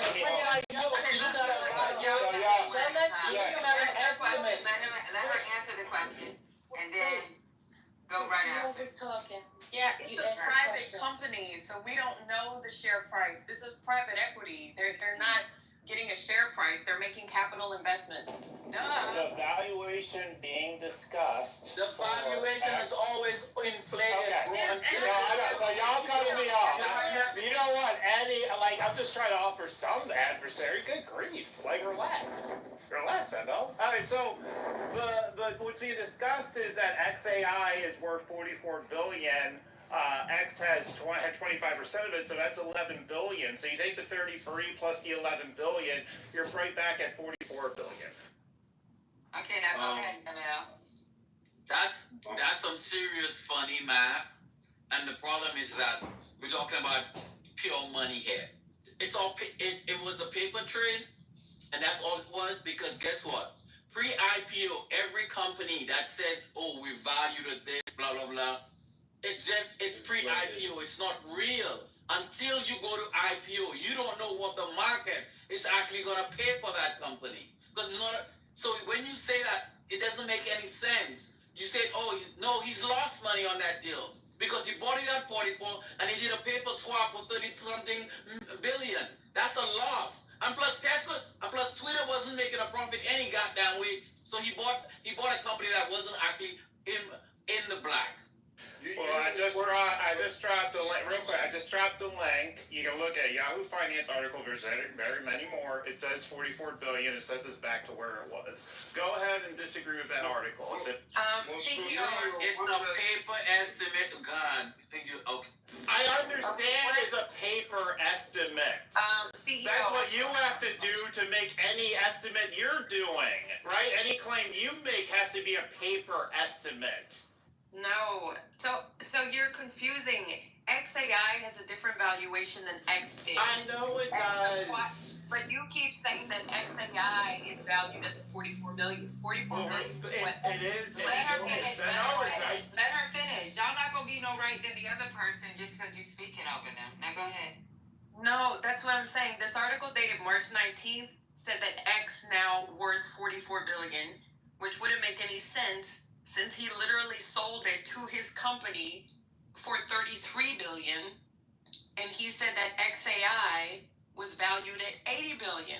So you're confusing all of the numbers, right? Yep. This is literally what Elon said. Elon said at the time of the paper swap, as ML said, I just say it's a balance sheet purchase, that X was valued at $33 billion, right? $45 billion less $12 billion in debt. Because the investors still haven't recouped their dollars, which is why he did this. Because probably his investors were pissed because guess what? Tesla shares are now, even though they're on the come up since finally it was announced that he's going to be stepping away from Doge, Tesla is losing money by the bucket. So Elon fanboys, the wealthy ones, are pissed. He's losing the money on the Tesla shares. So they were probably like, look at here, Negroid, South Africaner, you better do something. You better do something. You better do some Enron accounting over here. So yeah, he tried to make it seem as this is wonderful. We're merging the two companies. Like ML said, we know what this crackhead is doing. He did a balance sheet transfer to save his ass, to cut the losses, and make it seem as if, I'm buying my own company at a discount. They're both private companies, boo-boo head. Now, what about the ownership of XAI? And a percentage of that, are you adding that into the valuation? It's a private company, just like the only public company. It's all private. It's all private. Tesla is not a private company. No, that's not what I'm saying. I'm saying XAI and X are private. It's all private. They're both private. So is Neuralink. So is Starlink. And so basically, you're claiming your kind of sideline reporting is better than Financial Times, which is Yahoo Finance is quoting. That's not what she's saying. Give me a second. That's not what she's Give saying. me a second. Hold on. CEO. So this article says it's valued at 44 billion, and then it says Fidelity valued it at 12 billion. So Exactly. Because CEO, what you fail to understand is that pre-IPO, a company goes to an underwriter, one of the big banks. The big bank comes up with an evaluation based on, say, well, this is what the market is really going to pay based on your assets. And sometimes the IPO is priced. That's the only time you really get a true valuation of what a company is actually owned. And then when they go IPO, obviously you now know what assets they have and the book value versus their share value. But before that, you just cannot really say like it's real money. It's paper money. It's play money. It's just hypothetical that you would assign a number to a company because you're invested in under that valuation. You say the company's worth this much money, but we all know it's a paper trail. It's not real. I hear you. Now, if you want to relax, the one thing you're missing from this is that Musk allocated 25% of XAI to X. Are you following me? Are you with me on that? Yes or no? Yes, we're not. We're not arguing that point. The point is that we're saying that he lost. ML, can you relax? That's all, right? Can you relax? Just. I'm relaxed. I'm black and relaxed. All right. So just back and forth. Okay.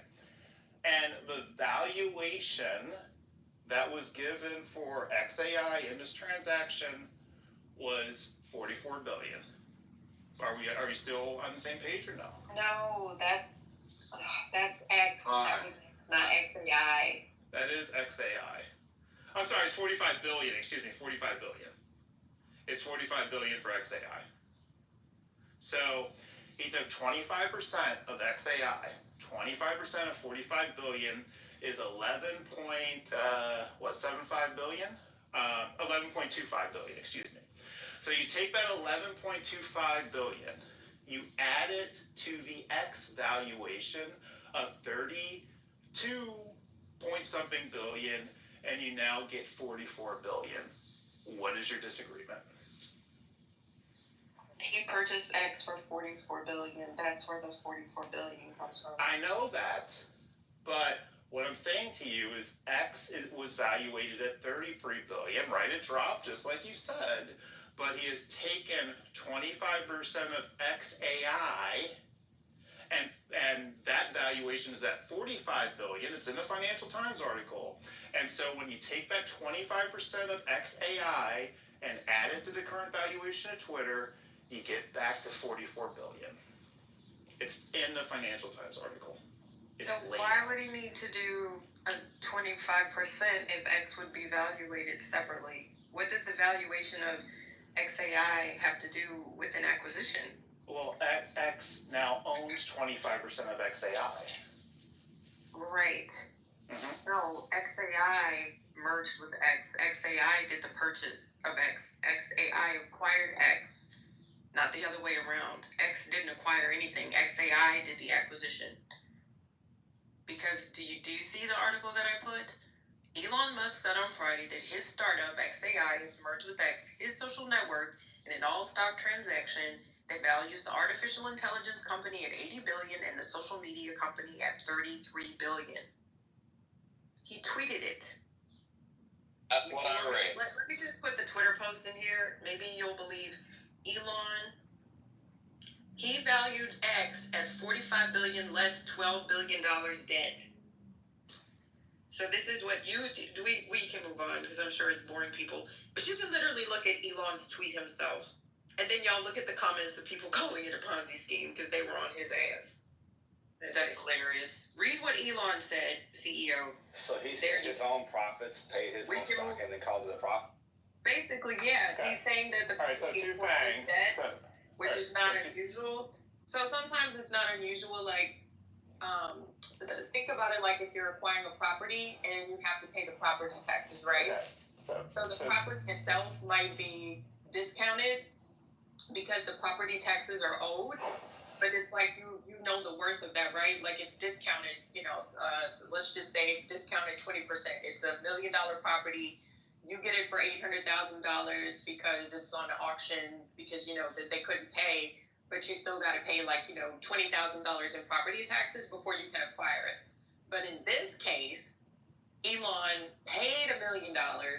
It was only worth $800,000. And he's trying to do some creative acquisitioning, basically saying, oh, well, it's $1 million company with 20% debt. No, you crackhead. It's an $800,000 property. Does that make sense? But anywho, you can read what he said. He put a lot of foolishness when he... Yeah, I was going to say, so in terms of the valuation, would others agree with the valuation, or is he alone there? Because you're right now. If you buy a house for $1 million, you can say it's $1 million house, but if ain't nobody else buying that house for $1 million, is it $1 million house? Yep. The answer is yes. We all got a price wall until the bid's coming. So here's the other side of it though, real quick. So I was reading an article from 2 weeks ago. So Miki, I see what you're saying now in your article. So you're correct. I just said you're correct. Now let me make my final point though. XAI exists from the birth of X. So where he initially bought Twitter for $44 billion. The combined value of X and XAI is $80 billion. Is that accurate, Nikki? No, I think he valued XAI at $80 billion prior to the merger. That's what he said. He valued it. And this is what look at his tweet. He wrote a bunch of BS about blah blah blah blah blah blah blah. Those are his numbers. That's his private company. Okay. Do you believe that when you take XAI and X together, collectively it's worth more than $44 billion? No, because even he acknowledged that it's taking on $12 billion of debt. So it's literally just like we heard Trump manipulate the data. He's making it seem as if it's worth $44 billion, but it's a fourth of that is debt. So his solvent company acquired more so the insolvent one, if that makes sense. The article that you're referencing says he did an all-stock transaction that values the AI company at $80 billion and the social media company at $33 billion. So are you in agreement with that? Yeah, but we can say, stock be a partnership with the family. They issue, quote-unquote shares. That's what I'm saying. Like, it's not... Yeah, it's a private company. It's private equity. I get my part. This is my challenge to you. If Elon was your client, okay, and you were talking to him, so $80 billion plus $33 billion is $113 billion. When he bought X for $44 billion, part of why he bought X was to have an AI ecosystem, and so he basically has created an additional $69 billion in value that wasn't there when X was acquired by him. Is that you mean Twitter? Say Twitter, not X. X is his Twitter. I'm sorry. Yeah. Fine. So, but is that true or false? No. So what Elon did, because mind you, this was COVID. People had just gone back to the office. He made a tweet saying that he was going to take over Twitter. Exactly. Sorry, headphone fell. He made a tweet saying that he was going to take over Twitter. If you recall, Jack Dorsey... Well, I'm just repeating it just since you're making me go there. I have to give a little back history. Jack Dorsey was like, oh, hell no. He went to the second highest shareholder, who was some guy in Saudi, because Musk became the largest shareholder. Then Dorsey went to his employees, basically trying to, say, we'll take care of this way, right? We're going to get together and become employee owned. So what had happened was Elon offered like damn near 40% over the share price. I don't know why. That doesn't make any sense. That's ridiculous. He didn't even have Mickey, because he wanted Mickey, Can y'all let me? As an advisor, would you have advice? Let her finish. though. Can she just finish? Yeah, advisors don't really advise on business acquisitions, but were I a business advisor, I would have told him hell no. So anywho, he offered a ridiculous aggressive price, right? And then remember he tried to basically get out of the deal saying they had too many bots and da-da-da-da-da, and they had 100 million fake users, so he backed out. But by this time, Twitter's stock had been impacted. People had quit because they were like, I refuse to work for Elon. So basically, they took it to the Chancery Court in Delaware, where they're incorporated. So if you're incorporated in Delaware, it's called the Chancery Court, Chancery. It's not like the traditional courts. It's the business courts, basically the organization. And the Chancery Court said, your ass, Elon, we don't care if they had a billion bots. You made this offer. Not only are you not going to be able to come in at your lower offer, you're going to have to go in at your initial high-ass offer. The stock had already dropped. So that's what happened.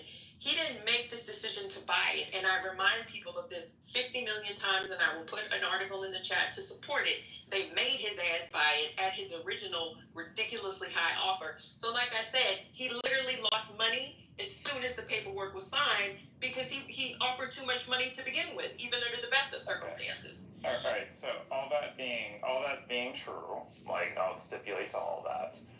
At the time that he bought Twitter, XAI did not exist. Twitter's been changed to X, and this Grok AI tool was used within X to learn and to interact with people and to basically create the valuation and the ecosystem for it. And in the CNBC article, it references the AI company being valued at $80 billion and the social media company being valued at $33 billion. So this is a total of $113 billion.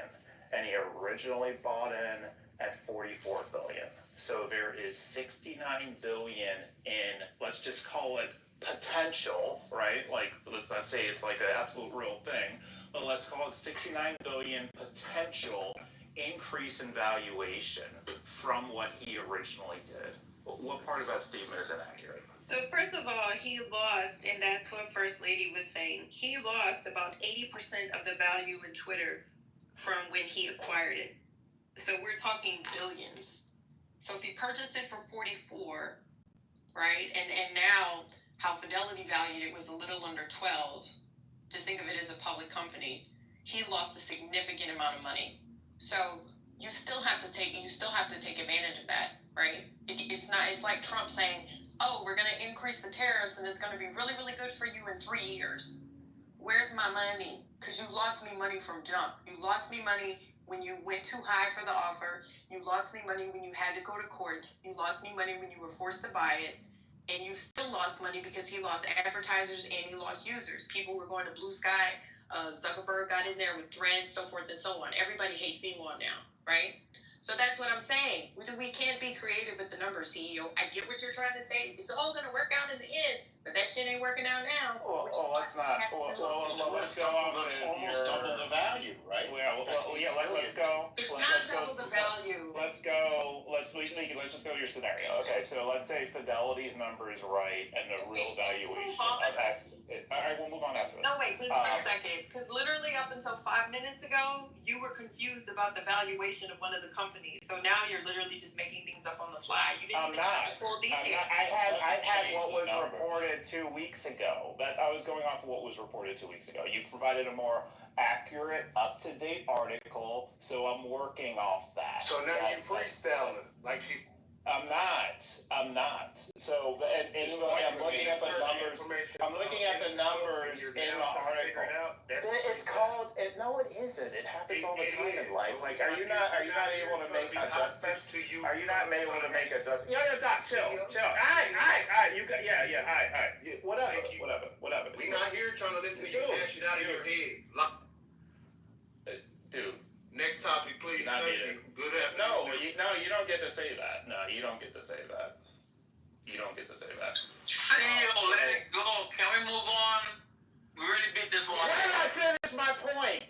Okay? Good grief. Beat this one. Let I finish my point. What do you mean a governor right now? ML. For real. every time. Say your point of view. Come on. So even if you want to go up the Fidelity valuation of X at $12 billion, it still leaves the valuation for the AI company currently at 80. 80 plus 12 is 92. That is more than 44. That is my point. Anyone got anything else? No, let's let that go. Let that X evaluation. Let's move on. Oh, thank God. Okay. So I wanted to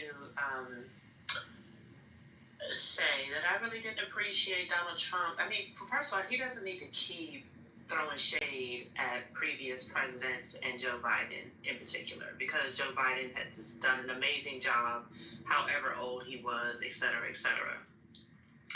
And if I recall, well, I do recall correctly, because I remember this. Like, we were talking about this on Clubhouse a lot. Remember when Joe Biden bailed out Ford, and Ford wanted to expand to build their own electric cars, but they wanted to also manufacture the batteries here in the United States as opposed to having to get them from China. And I was just looking up like the information just so I knew that I was like clear about it. And Joe Biden loaned Ford $9.2 million, and then he gave them some additional millions in credits through the Inflation Reduction Act to manufacture batteries. So I was paying attention to the forthcoming facility in Tennessee, because there was like a little bit of drama. There's like a lot of black businesses around there and stuff like that, and people were asking how are they going to benefit, and what should they do and stuff like that. That's why we were having the conversation. But I guess I'm just wondering, like, like Trump is trying to pretend like he is the one that is bringing manufacturing of electric batteries to the United States, and he's the one bringing car manufacturing back to the United States. And meanwhile, Joe Biden, he did that in his last election.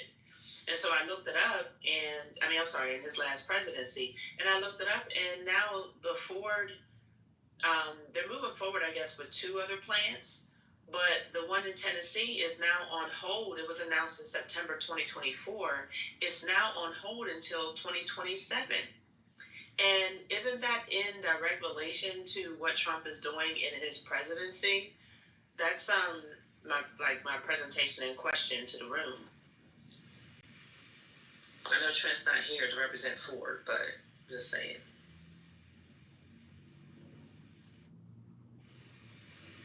Nobody knows.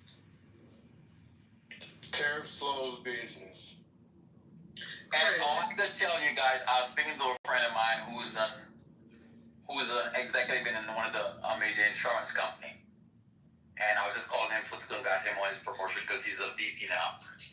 And I was asking him, I said, so what do you guys think about the tariffs? So we went into politics. He said, well, if the price of vehicles goes up, new vehicles, the price of insurance coverage goes up. Because when those new vehicles get hit, it's the value that it's the value that people paid for it, that they're insuring.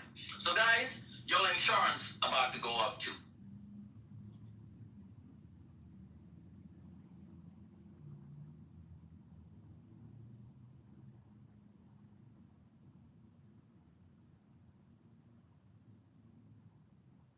Child, people still mad. Dr. You were asking about insurance? No, I was saying one, do you all remember that happened? That was just like a big deal with Ford. I think they were bringing back 2 plants were already built, but they were building the one in the suburbs of Tennessee. It's like the suburbs of Memphis, I should say. Oh, Dr. Gus, are you talking about the black town where they were building the plant and then the adjoining county took over the town because of the fact that, are you talking about that scenario? Yeah. You remember that happened? Yeah. That's what we were talking. We were talking about. Okay. And Joe Biden, So how the news first came out was like Joe Biden saved Ford. That like Ford was going under, and they needed to innovate, they needed to pivot, and they wanted to do it with EVs, and they wanted to manufacture their electric batteries here in the United States. But because there's no Americans that apparently have the technology, they literally like hired like Chinese and South Koreans to come over and build them here in the United States. And it was supposed to be the first. Maybe it's besides Tesla. I'm not sure, but because I don't know about cars, y'all. I'm just saying. But I get maybe Ford was supposed to be the new challenger to Tesla or something like that. I'm not sure, but I just know that it was a big deal that Ford was going to manufacture electric batteries at their new plant. And this new plant is in the suburbs of Memphis, Tennessee. And everybody was really happy also because it was in the South. The South needed an economic boost and things like that. So if you look in the news, if you just put like Joe Biden, Ford plant or something like that, it'll say in September of 2024, they announced that the project has been postponed until 2027. And notice that, I'm not saying that Donald Trump wasn't going to talk about it. He wasn't, because that was a Biden accomplishment. But I just don't really know what happened, And now here's Trump saying, introducing these tariffs to bring back manufacturing to the United States. And it's not just with cars. Yeah, he canceled the CHIPS Act, right? Didn't he do an executive order to revoke the CHIPS Act that was bringing back manufacturing jobs? So yeah, I think it's performative. This is a performance for him. This is entertainment. He's,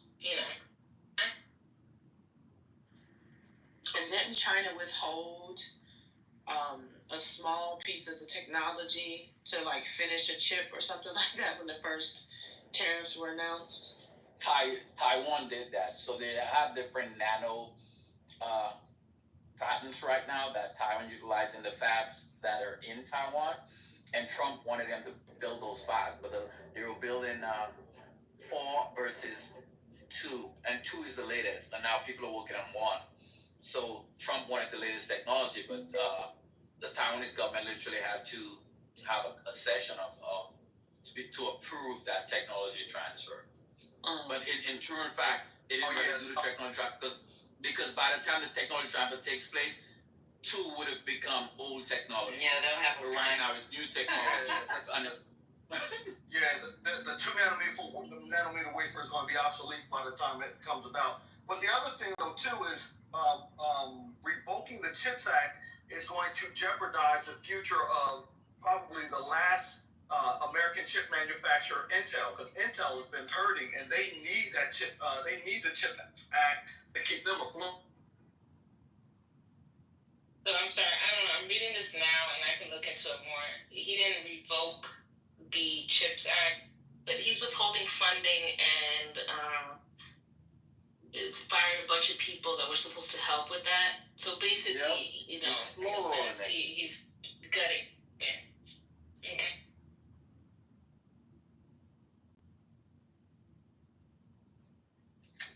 He's basically saying the administrators of the CHIP Act are non-existent, so they can't do their job. So until that's rectified, obviously you can't issue any money because those people have to verify the issuance of those funds. So it's a pretty slick move by Trump. And it was supposed to bring back 4 manufacturing plants, and maybe he rebrands it and calls it the Trump chip.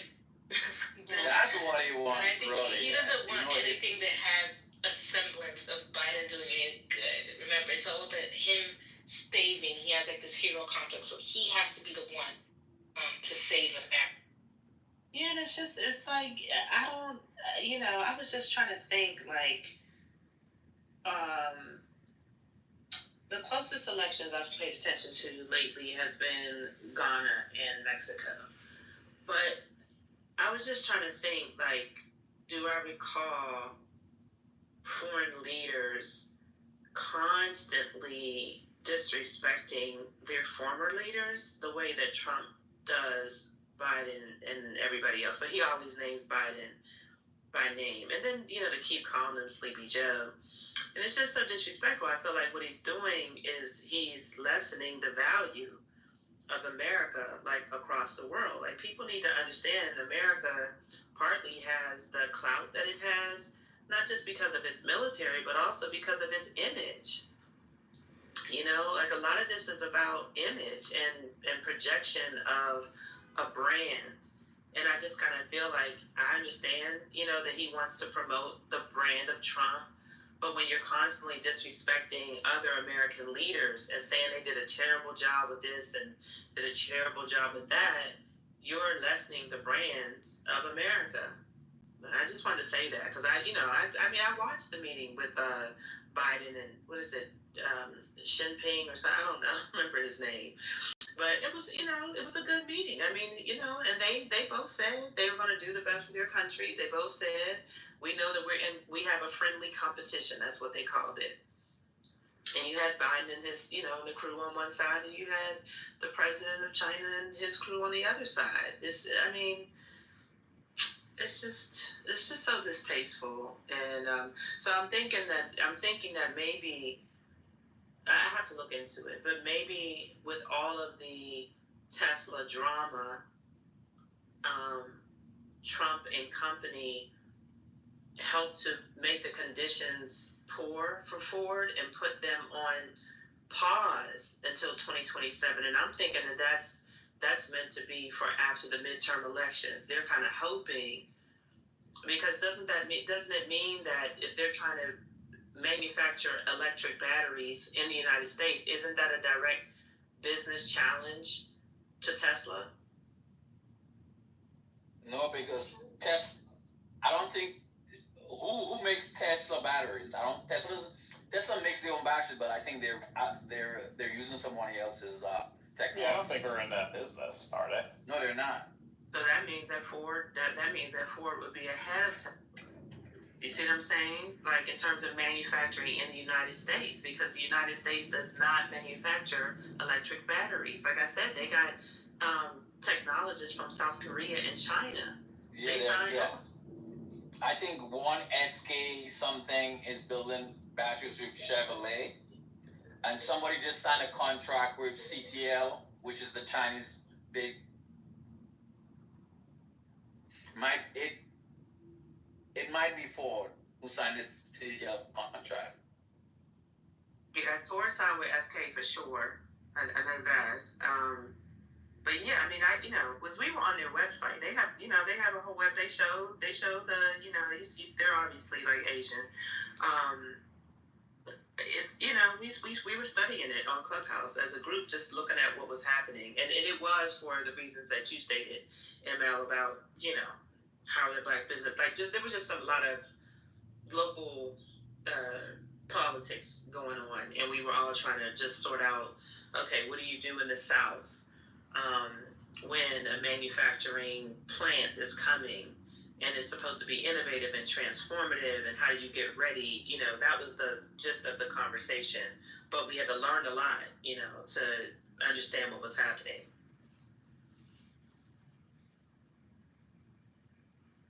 So I'm just saying, do you think that because Ford, if they were going to manufacture their own electric batteries, it made them an even stronger challenge to Tesla, and then Trump and company weren't going to support Ford? I don't think it's Ford that's a challenge. Chevrolet is, and Cadillac is the one that's seen some huge increase in their sales. And Chevrolet is the one that's kicking ass now, because even the Honda electric vehicle is built off Chevrolet's platform. So Chevy, apart from Chevy's van, which is packing up on parking lots, the vans that are made in Canada, a lot of the Chevy vehicles are actually electric vehicles are actually selling like hot cakes. Not the Hummer per se, but the new Cadillac Escalade EV.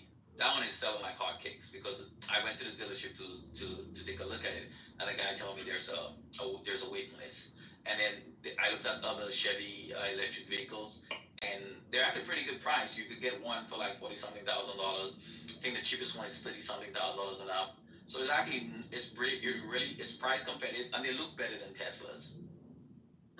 And then GM also has GM also has the Cruise technology, which is to me which is a better hands-free driving than Tesla, because they utilize radar, lidar, and cameras, whereas Tesla only utilizes cameras.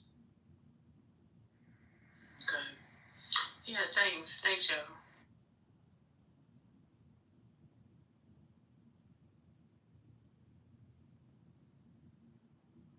We should also take into account that while Biden was in office, all of the big major companies realized that they were moving too fast on EV. Remember, they were talking about we're getting rid of all the EV at 2030 or something like that. Well, they realized that the economy wasn't allowing people to purchase, and the big corporations were going to spend too much money too fast for something that wasn't already consistently moving in that direction. So a lot of that could be due to that also. The slowage of the plants being built, the slowage of the EV transition. Definitely probably more because it's probably not good financially for a company to start pushing that agenda when the consumer isn't properly ready or vetted for that push. A lot of people weren't looking, and that's half the country, Republicans too, weren't looking to really change into a environmentally safe vehicle. And like I said, that comes down to, can you afford a $60,000 or $40,000 new car now? Will you need one in 10 years? Is the economy allowing you to purchase one in 10 years? And so a lot of those companies did push back on, slow down on the EV push.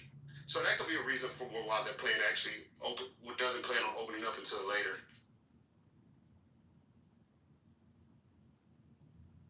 And mostly every American car manufacturer has kind of reconfigured their EV plan, because some of them have actually gone through. I mean, look at Chrysler is using hybrid, so they're using a plug-in versus going full electric, so you can still utilize gas. And I think that's a balanced approach, because we have so much oil in the ground still, and our oil operations in America.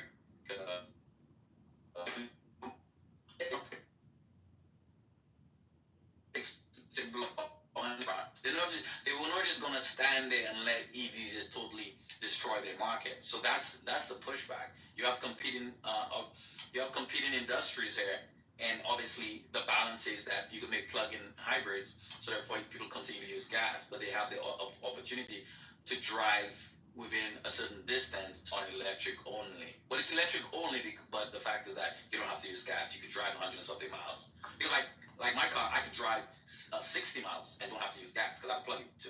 And when after 60 miles, obviously the gas kicks in. But mine's a plug-in hybrid with an ICE foundation, whereas the new vehicles that are coming out, the structure is all electric. There are no mechanical ICE parts, except the ICE engine serves as a generator. And I think that's a transitory technology a lot of people are actually like. Because even in China, they have that particular Li Auto. That's how they made their name with those plug-in electric vehicles. And there's a new Dodge Ram that's coming out, and it's built off that same architecture where you have battery, you have the whole underpinning of the vehicle is electric, and the only thing that the engine is there for is to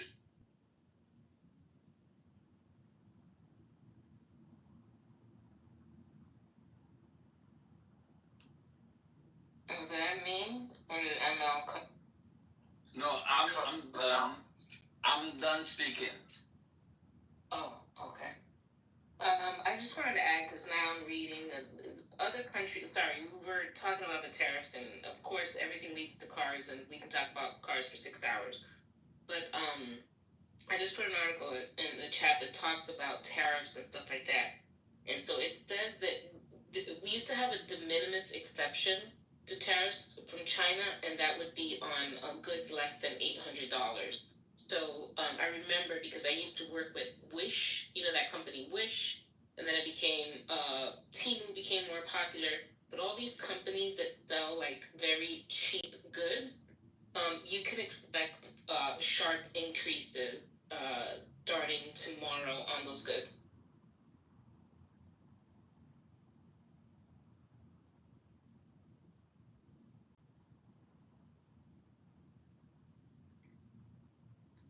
What people don't realize that Trump isn't inadvertently raising taxes on them, because if you paying higher taxes for everything, more is coming out of your pocket to buy the same good prior to Trump taking off. The price goes up by 4%. It's basically like Trump taxing you an additional 20% because you got to pay that. Yeah, and there's just taxes that. So I've worked a lot with Europe. Europe does not have a 20% tariff. They have a 20% VAT tax on that they charge on goods consumed within Europe. So they don't necessarily charge U.S. companies a tax. That's a tax based on consumption. They have a VAT tax, a consumption tax. It's also called global trade tax. It's the same, but they don't. That's why I'm like, I don't understand this tariff agreement at all. And I've read, I think, wasn't he the person who signed the last tariff agreement or the last trade agreement? He was, yes. He renegotiated NAFTA just to attach his name to it.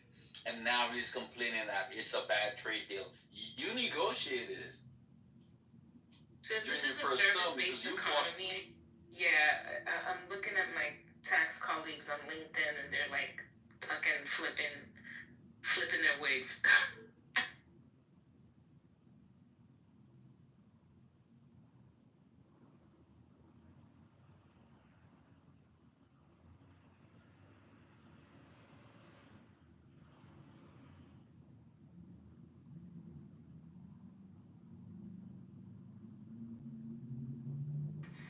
So do you think, oh, I forgot my question. I'll come back. Sorry. Was it about tariff? Yeah, I just couldn't. I was reading the chat and I was getting a couple of links where a couple of people were responding, and then I was like, wait, I have a question, and I like just that fast, I forgot what I was gonna say. It'll come back to me.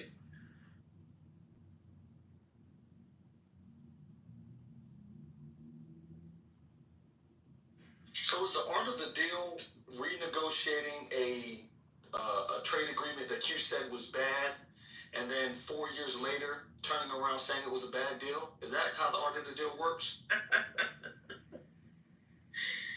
Apparently. That's what it sounds like. Remember, he's a genius. It sounds like the art of wasting time to me. And blame it on other.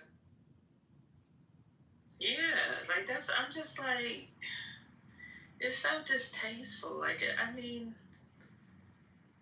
Listen, Trump is crashing, doing me a favor and crashing the economy. So you gotta just get ready to take advantage of that crash. That's all. Yeah. So you should be, the interest rates on mortgages is gonna go down. The price of if you're not retiring in the next 3 years, the price of stocks are gonna go down significantly, and you get to buy more of it, and you get to ride it up again. So he's doing some people, but he's only doing people with money favors, because the poor people who are, especially people who are exactly totally dependent on their 401k and they're ready to retire in the next 5 years, but your 401k drops by 50%, you're like up shit street right now. Like, what do I do? I don't have any money, plus he's trying to take away Social Security. So people don't realize how much Trump is trying to screw them. But anyway, he's their Lord and Savior, and he thinks somehow he's going to create this miracle that he keeps promising them. So what should we be doing with our 401k? Don't touch it. Keep investing. Yeah, you just whatever you do. Dollar cost averaging. Keep investing. Are you able to adjust how it's allocated and all? Yeah. Health sector and energy. Okay. You could always do that, yeah. And does everybody in here have an electric car? Because I was about to buy another gas vehicle. You're going out, Emma. Well, for me, we had a Tesla, but I didn't like it, so we got rid of it. Are you back my wife is driving. Are you back to gas now? Are you back to gas now? No, it's a plug-in hybrid. You can go 60 miles on electric. Oh, okay, that's not bad. So okay, I'm gonna look up how. So, like, I'm literally going to a dealer today.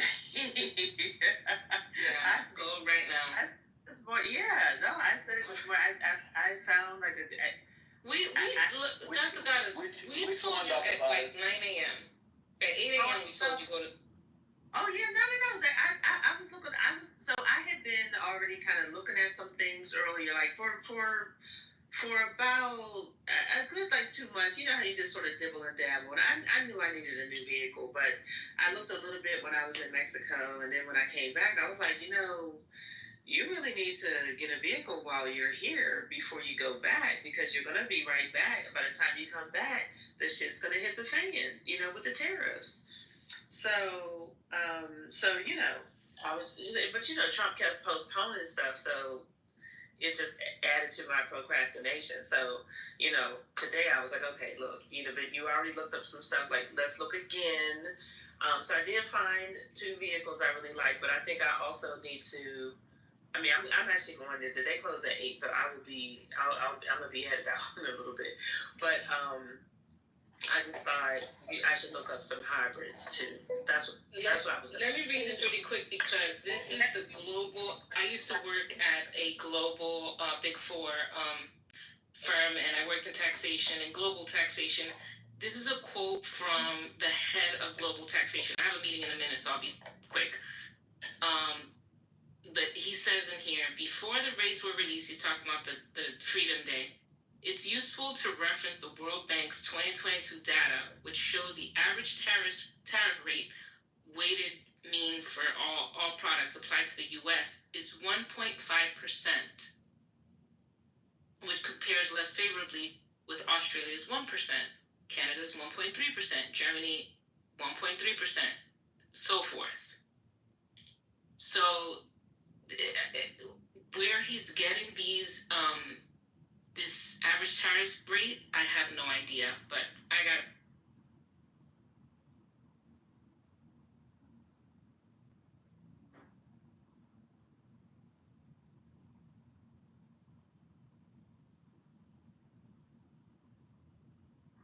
I like all electric. I'm sorry. I know, Patty. I was like, but I was like, well, Patty is over here, high class. You said you got electric, your daughter got electric. I said, okay, y'all are like next level. The only reason why I like all electric is because of barely maintenance.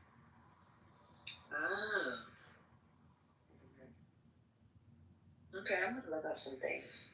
No, it's just you're driving on a battery. Tires and brakes. Okay, but their brakes ain't even that bad either, because you got the regenerative braking. So when you don't have your foot on what would be quote unquote the gas pedal, it automatically goes down because you're pretty much using the battery to push your vehicle. Okay. So the 4 years that I have that vehicle, I've never had my brakes changed. Wow. Really? Yeah. Wow. And they're still good because they inspect everything. You take your car in. That is true. You use your brakes a lot less. Patty, have you debuted your song yet that I wrote for you? Oh yeah. What's his name made a song? Let's hear it. Okay, yeah, let's hear it. Well, I don't know how to do it. I don't know how to play it. I'm on my cell phone. So how do you make this happen? I can post it in the chat. A link to it. Oh, it has. Yeah, do that. Post it in the chat.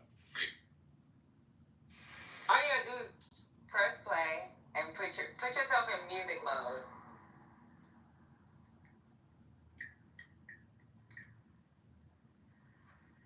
And then press play and you can play it if it's on your phone. I just posted in the chat. It's easier. I'm driving. So play that. So I can the official jingle of the jingle for politically correct.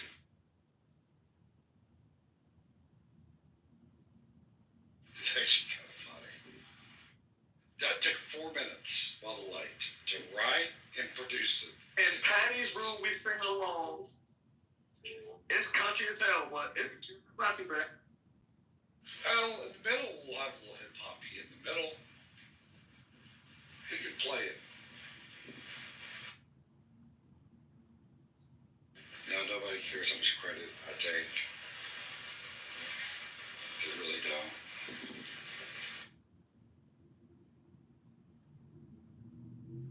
What is it on? Let me find the music. Well, I'm gonna try to play it. I put myself in music mode. Let me try to play it. Okay.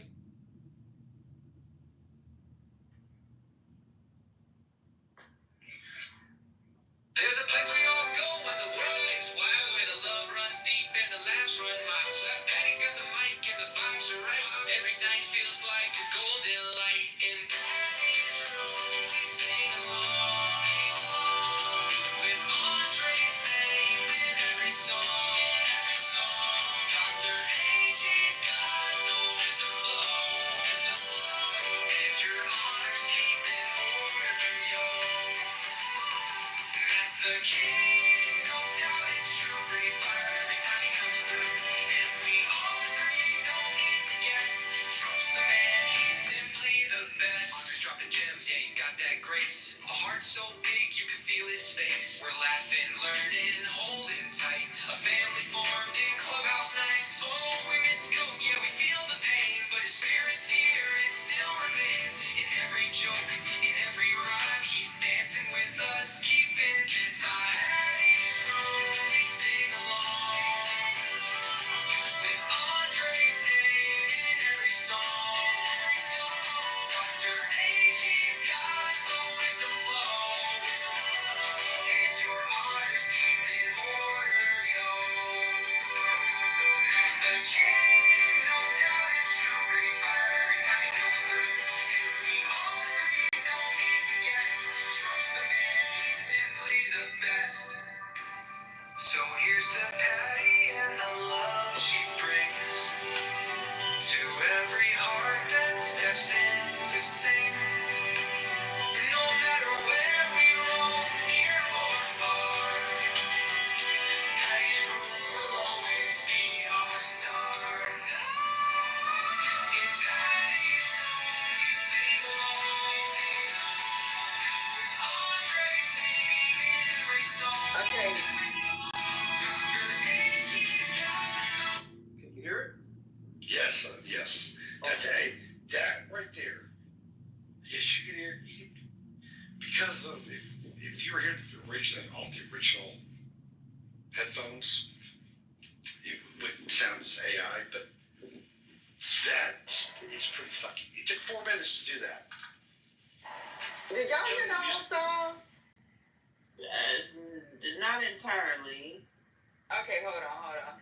I'm just gonna play the hook. It's funny. Y'all gonna be, Dr. AG gonna be like, what the fuck? Where's that Dr. AG? Is she in there? She's here. She's on set. Okay. And what happened with Goat? I mean, I missed something. Oh, it's the end. Hold on.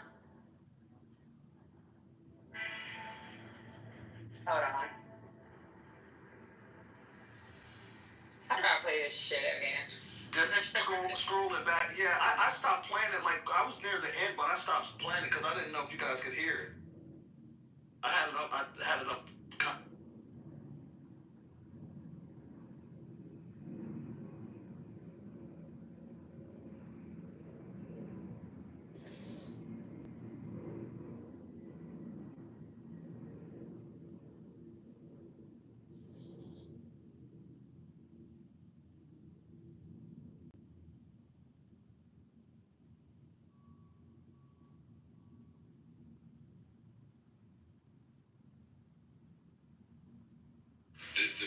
our question is, who owns the copyright to that song?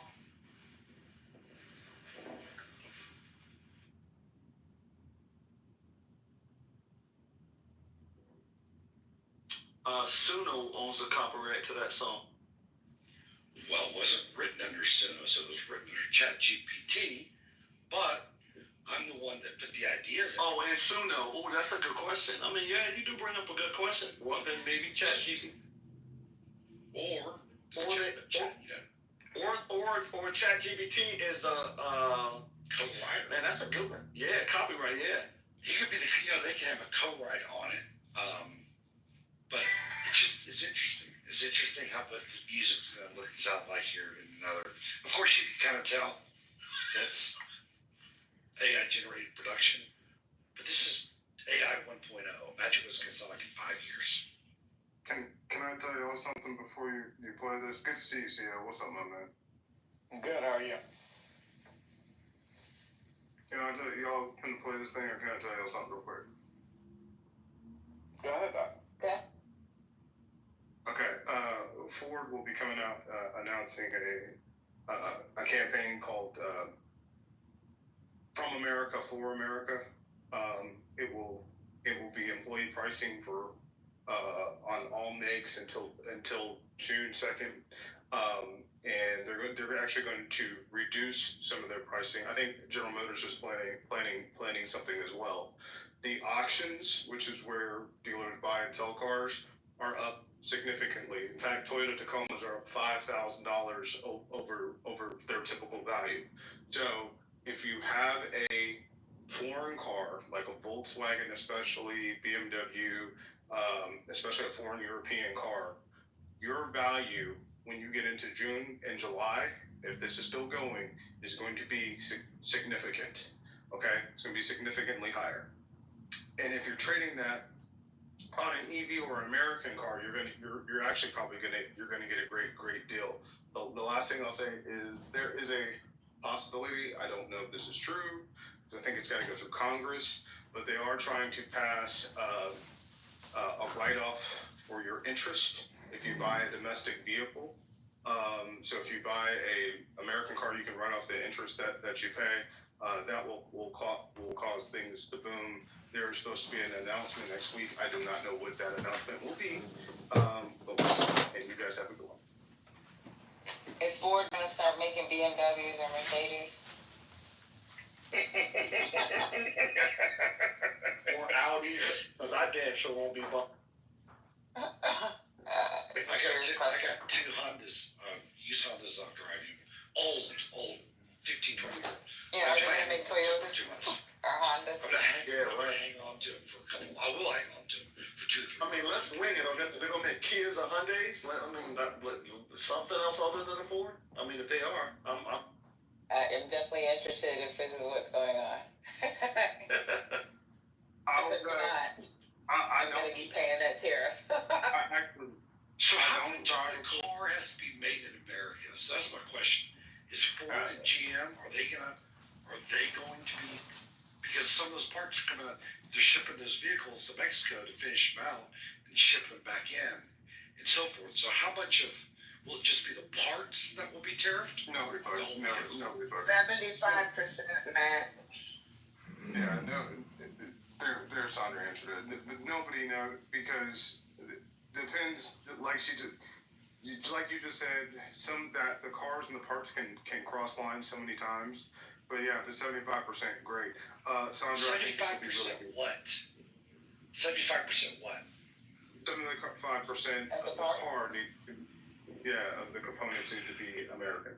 American, yeah. Oh, got it. Got it. God, this is what a shit show this is going to be. Hey, let me ask you, I want to ask Sandra something real quick. Sandra, what are your people there saying? Are they happy about this?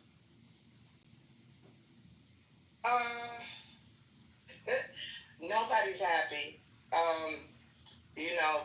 GM took a big turn in the MAGA world, so they're like flailing themselves because they voted against their own interests, and we'll probably be getting laid off soon. So they're not happy. Who thinks they're going to get laid off? Why would anybody get laid off? I don't know. The parts are already.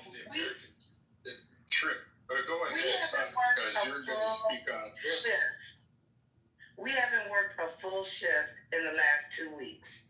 They keep shutting us down. The parts are not coming in. We didn't have axles the other day, and they had a production Saturday. They worked 4 hours on a production Saturday on 2 shifts. This is crazy. So yeah, they're not talking about it in the news, but stuff is messed up. Wait, so the axles aren't coming out of Canada? Yeah, I think they do come from Canada.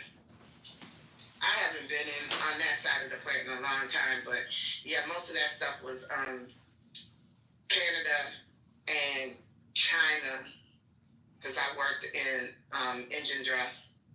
So, yeah, this is a stupid question. You do need an axle to build a car, is that correct? You still need an axle? Yes, sir. I'm just checking. Especially these big ass.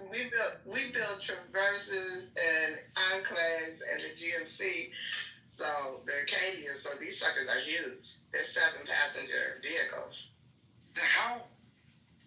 So what? You're educating me here. For the record, I'm against tariffs. With that said, how is Ford and GM's going to be hurt by these tariffs? Won't they see their demand artificially increased by government intervention via tariffs? Can I answer that before, to an extent?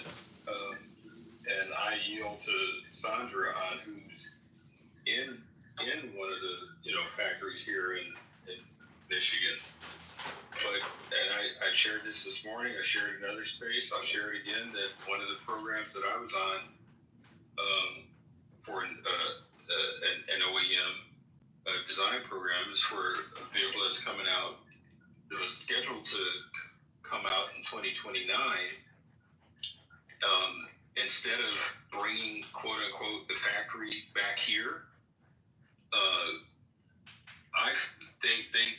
they didn't cancel the program, but they put it on pause because the email that I woke to that was sent out last night was, hey, basically the Cliff Note version was, we ran the numbers. If this does happen, it's going to add 10 to 15 grand to the price of this vehicle that we're in the early phases of, and it was going to be made out of America, which, surprise, surprise, there are some quote-unquote American branded vehicles made in other countries and brought back here. Buick, for example, I brought that up, and Trent knows, we have Ford products that are made in Mexico. There are Stellantis products made across the river in Canada. This vehicle, they did the numbers and said, well, we can't absorb that, and the consumer's not going to absorb that extra 10 to 15 grand cost. We're going to put this program on pause.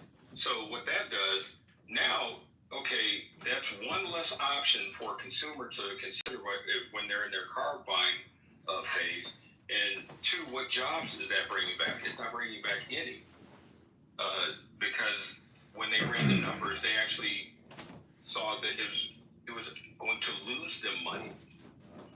And just that's from my experience. So I lost work, but I'm not dead in the water. That's one of the projects I have on my plate. But how this impacts auto manufacturing, and maybe Sandra could speak to this more, but this is my opinion as I continue to just encourage, just pan out. We're looking at this in a bubble, or they are looking at this in a bubble. If we slap a 25% tariff on "quote unquote" all imported or vehicles, not American vehicles, I'm like, what is an American vehicle? Air quotes. If you're going by content, if you're going by badge, if you're going by location of final assembly, but if you put that tariff on top of what's called stacking, on top of the materials of steel and aluminum, and you price people out of that category, panning out to people already losing jobs. And the psychology, if you're secure in your job, but your neighbor to the left of you and your neighbor to the right of you are losing your job, some, maybe not all, some may be like a little gun shy, like, wait a minute, I'm going to hold off. Let me make sure my stuff is tight. And those people that are going to buy cars are going to buy cars.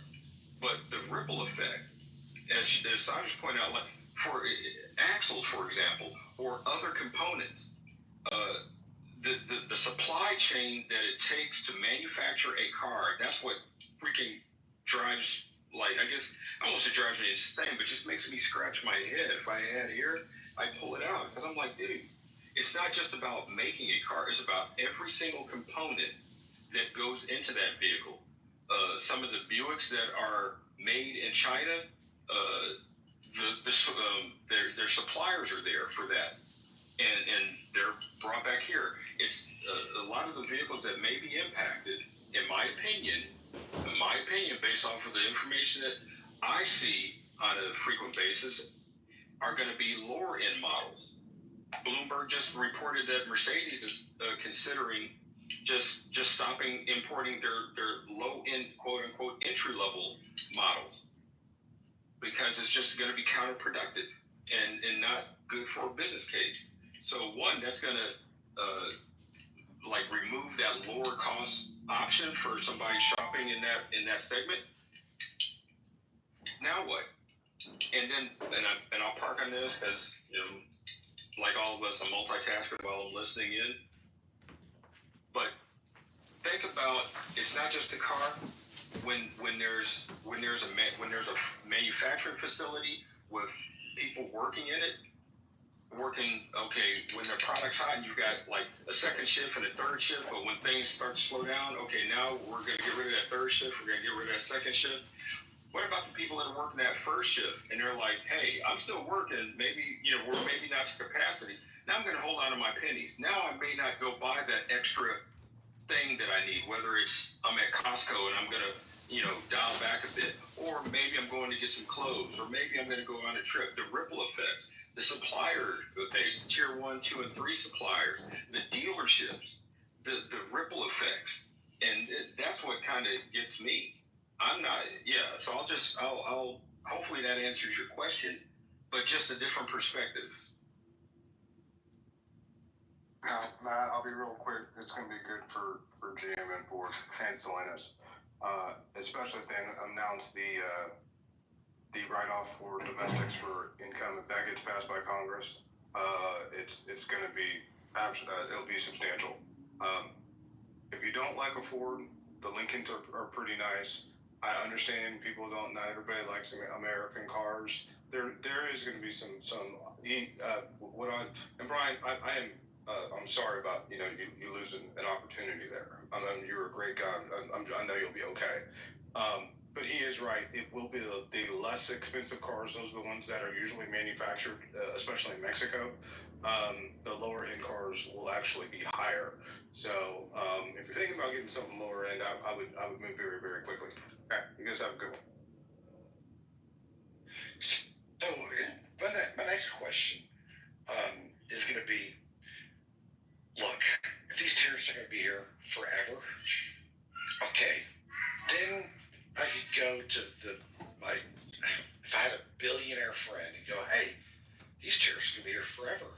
So, billionaire friend, why don't you, let's invest $500 million into manufacturing to produce this widget because of these tariffs. But since there's no guarantee these tariffs are going to be here forever, and if I go to my billionaire friend, which I don't have, and go spend $500 million to manufacture this widget, next thing you know, the tariffs could go away in a signature. So I just wasted my billionaire's friend's money. So there's no guarantee that these tariffs are going to be here forever. That's the other frustrating part. And who's going to make the widgets? 14-year-old kids? Well, we can people make widgets. We can find people make widgets. The problem is those widgets are. They don't want to work. Yeah, they do. They don't want to do it. No, She works. You're crazy. I work with thousands of them. you, they get fired every day. They're walking people out. These young people, 20 to 27, cannot complete one work cycle, one job, without going back to their phones. Or they got their phones in their hands. They are losing their jobs every day. Something is wrong with these young people.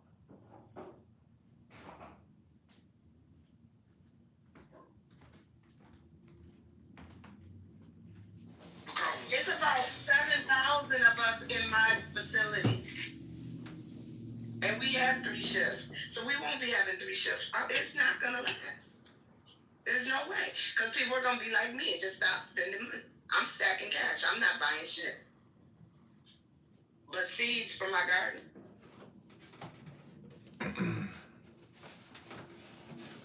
Buy a couple chickens just in case.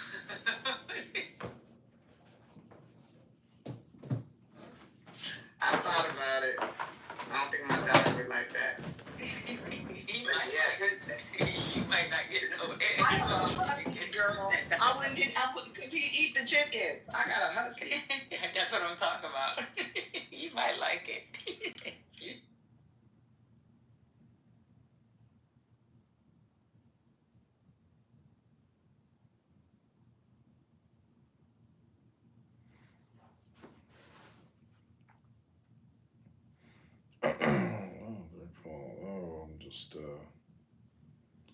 I just got back from a workout.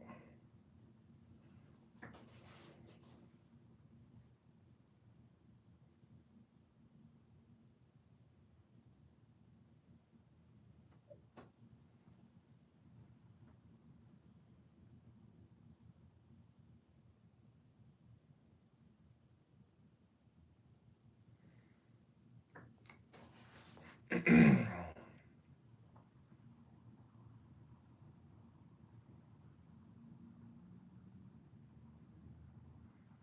a little wine, and I'll take a hot bath.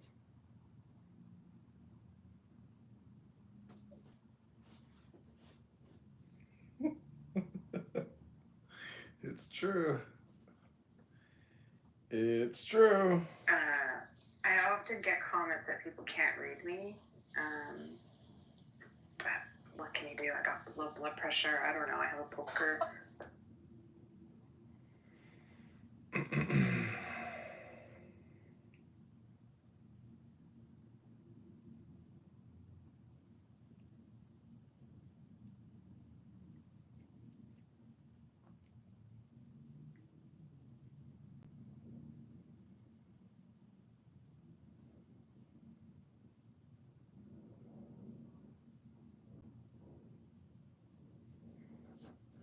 Wow.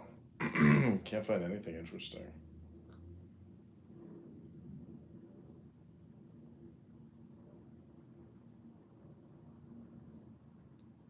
Well, yes, but it was still a hypothetical. How many people have come across the southern border in the 4 years of President Biden? 10 plus, 11 million plus. Yeah. Okay. And they weren't a burden?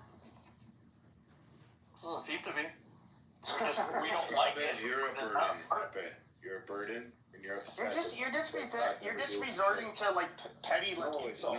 That's not. I didn't say. I haven't made one remark about you. Crash out, please. I haven't made one remark about you or your attitude. Crash out.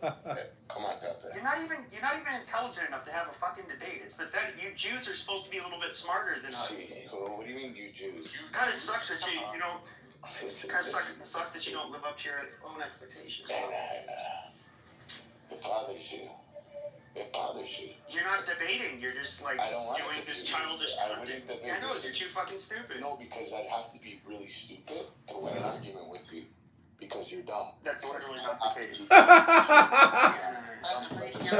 This is funny. Why do you think that? I get the sense that AIPAC shouldn't be a lobby. Is that correct or not? Absolutely.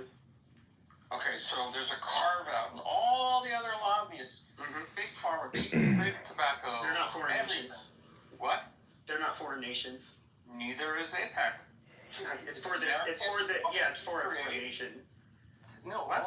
all the money comes from Americans who want Sure. legislation that is better for the betterment of Israel-U.S. relationships. Well, so I don't know. They should be registered as a federal agent at the least. I know they're not, but they anything wrong. You guys should really not give two shits if they have to register. They list all of their donations. You can go find them all.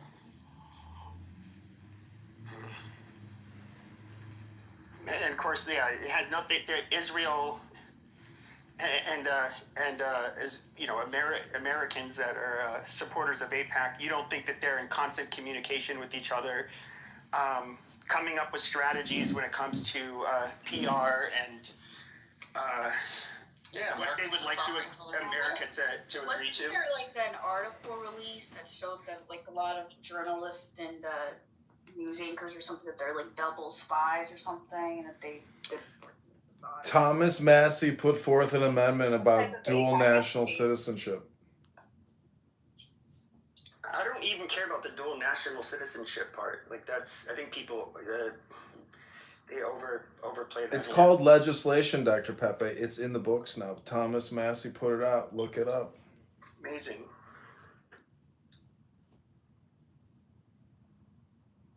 What are they going to do for Mishlings? I'm just wondering, like, since we're patrilineal and we're technically, the in-betweeners, like... I don't give a fuck about does it who's a Jew apply or to not. us? I really don't care. Let me ask you, what are your thoughts on Ukraine, Pepe? Like, fuck Russia. It's like simple as that. They should be able to protect themselves. Gaslight. What Trump is doing for that? With Russia? Wait, so you don't think that there should be like a ceasefire, or Zelensky should just give in, or whatever? Well, I think there's a reason why the Europeans are so much more unwilling to negotiate, because they know how Putin is. I mean, he clearly violated the sovereignty of that country, cost many people their lives. And yes, he's somebody that you have to hold a firm line with, because he's not gonna stop, really. I mean, it'd be nice for them not to be at war, and for these young men to stop dying. I mean, I'm not somebody who's like a warmonger. But don't you think that Zelensky's part of the problem? How? No. You think he's part of the solution? He's a comedian. He's not a soldier. He's not a lawyer. He's a dancing belly dancer. We had an actor as a president. What's the difference? There's a big difference between Ronald Reagan and Zelensky. Big difference. Night and day kind of difference. They're both non-politicians who became politicians. I agree, but one was an American, and he was, he had a great head of hair, and he was in all these Hollywood movies. The other one was a belly dancer on Ukrainian TV who won't lay down the gauntlet of power and let free and fair elections take place so there can be a peace agreement.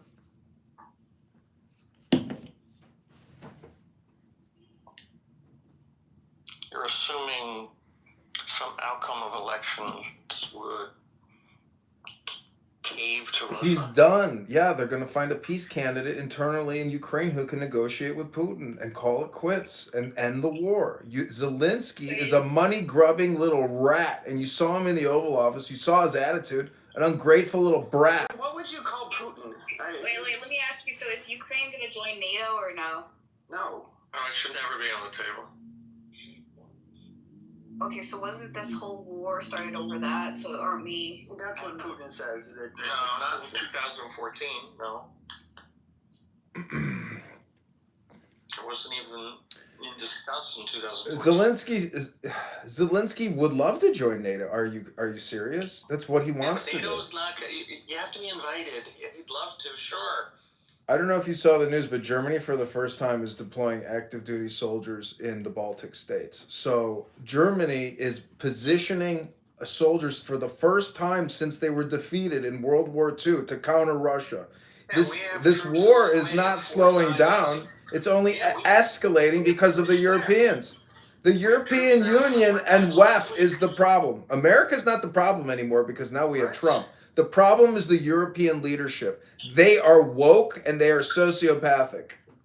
You're so stupid. You're so stupid. Get that spray tan off. I mean, look at you. You go and do spray tan. You're a woman with spiky hair. I used to look like you when I was a dork. Amazing.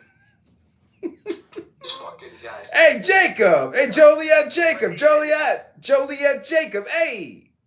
But I mean, if the one thing that the Russians have proven is that just like in World War II, they're absolutely fucking incompetent. They're poorly trained. They can't fight for shit. They'll still get picked off at a much higher number. Didn't they annex most of Ukraine or a good amount of Ukraine? No, they haven't annexed anything. They're occupying the eastern portions of Ukraine and the Crimean Peninsula. Yeah, but the people of Crimea voted to be, and aren't there like Russian-speaking people in Ukraine? Yeah, but it was sovereign territory of Ukraine. Just because there's Russian speakers there doesn't allow you to just annex it. I mean, Putin's done this more than once. I mean, he was, what was it, like 2007? It was like English speakers in Mexico. Georgia annexed parts of Mexico. Yeah, but I mean, I think they're like ethnic Russians, so I don't know. I mean, they're ethnically all the same. Ethnic Americans there's self-determination. That's not how it works. You don't just annex something because they're ethnic Russians or ethnic Germans or ethnic Slavs or whatever you want to call it. By the way, they're ethnically the same people, technically. I learned this. They're just the linguistic. The only thing's different is language. The Ruth Empire actually started in the Ukraine and moved to Moscow. Well, you didn't see the Tucker Carlson 3-hour interview with Putin where he talked about the history of Russia for 2 hours? Oh my God! Use it as a propaganda tool. Hypnosis. All communication is hypnosis. He's a former KGB agent. Like, this guy is. He's clearly like a. They can be highly functional, but he seems somewhat like a psychopath. Like, he's just a cold, calculating person. It really. Yeah, but welcome to the world of reality where everyone's on a chessboard and this guy has found himself at the pinnacle of the chessboard. What do you expect him to do? Just give it all up and allow himself to get assassinated? They just blew up his limo in Moscow. They're lucky he doesn't drop a nuke on him.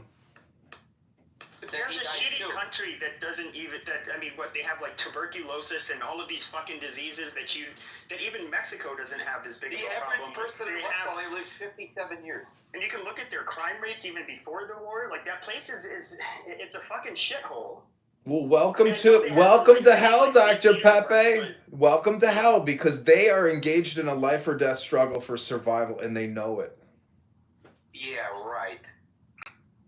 Bullshit. They are in a life and death struggle. Of their own making.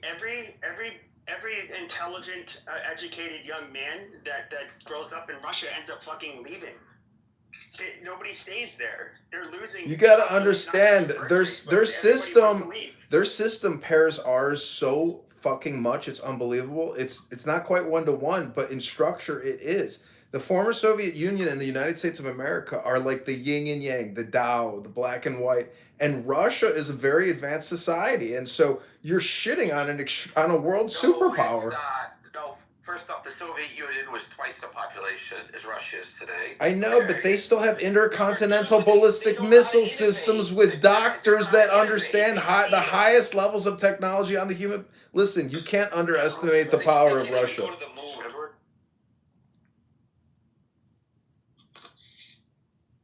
The point is, don't underestimate Russia. They have powerful resources and powerful weapons, and they're not stupid. They've been getting their asses handed to them in Ukraine.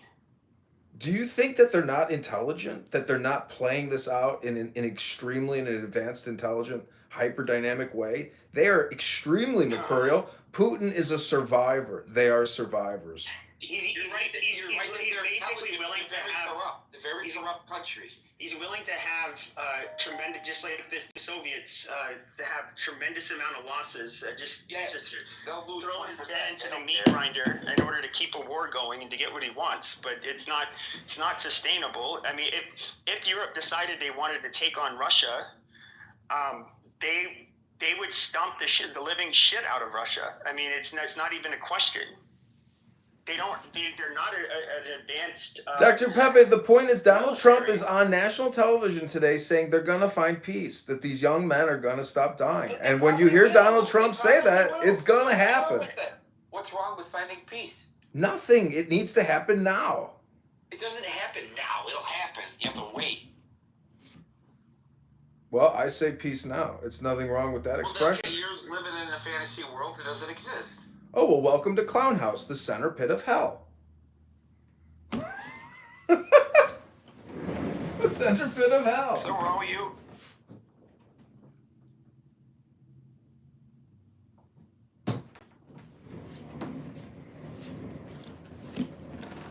Are you projecting? Any thoughts on Signalgate? Are you projecting? It's stupid. It doesn't even matter. We talked about the hitting people in Yemen or whatever shithole country, we had to bomb that day. It's not a big deal. No, if they get their nuclear launch codes, that's a whole different thing. You should be more worried about China. Well, did you see the operations in Gaza? They're moving in and taking out, huge swaths of the population, and the military is taking over. So it looks like looks like they're going to send the first 500,000 to Egypt by Friday. Ribono Shalolim and good Shabbos. Don't let the tunnels hit you on the way out. All right. Don't let the tunnels hit you on the way out. Edward, are you there? Yes, Don't but let I'm the shutting tunnels down hit you on because I'm the way eating. out. Somebody shut They up. opened up a room about you, Edward. Yeah, I just heard about that. I'm gonna go in there and goo and fish up. Oh, that goo guy's a piece of shit. He He's the worst. He's an ethnic expert. I'm going in there now. He's a fat Puerto Rican. I'm ending and He's a going inside. geneticist. He's a geneticist of the highest order. You don't have to end the room. You can go in there. No. Okay. Go in there. So Joliet Jacob, what are you doing this spring? Any new plans for your year? Oh, damn it. Now I run this room? What do I do? Hey, I don't know. Invite people up. Invite Shinra, TA, Be civil, Princessia. will you? Be civil. You don't have to be a clown all the time. I'm a comedy. Look at me.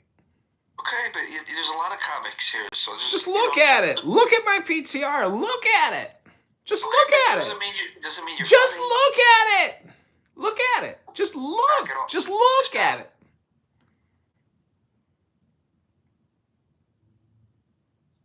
So welcome back to the chill out room, ladies and gentlemen, where you can take the deepest breath of the day through your nose and hold it for 10 seconds. Let it go and say, free the hostages now. Free the...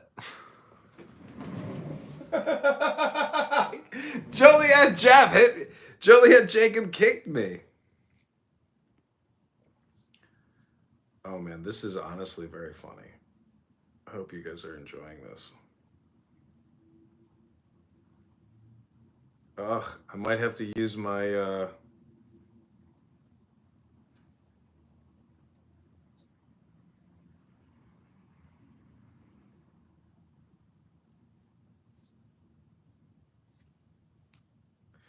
Great news. I just spoke to General Moshe. He said that the first 500,000 will be sent to Egypt by this Shabbos.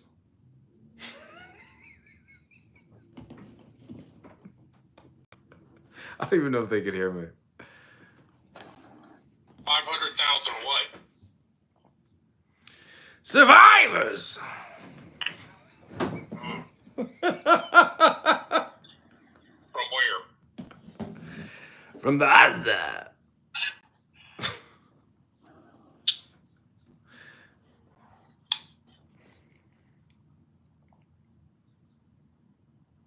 No, but I don't know. In the Israeli Times, I think they said that, 10 hours ago, 15 hours ago, they moved in and took like a large part of Rafah, and they're conducting, humanitarian operations.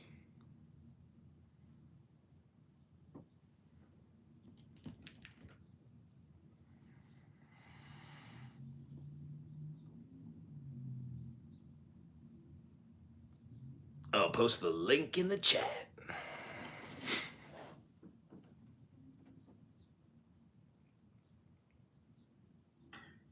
What's left in Rafah of the bullets?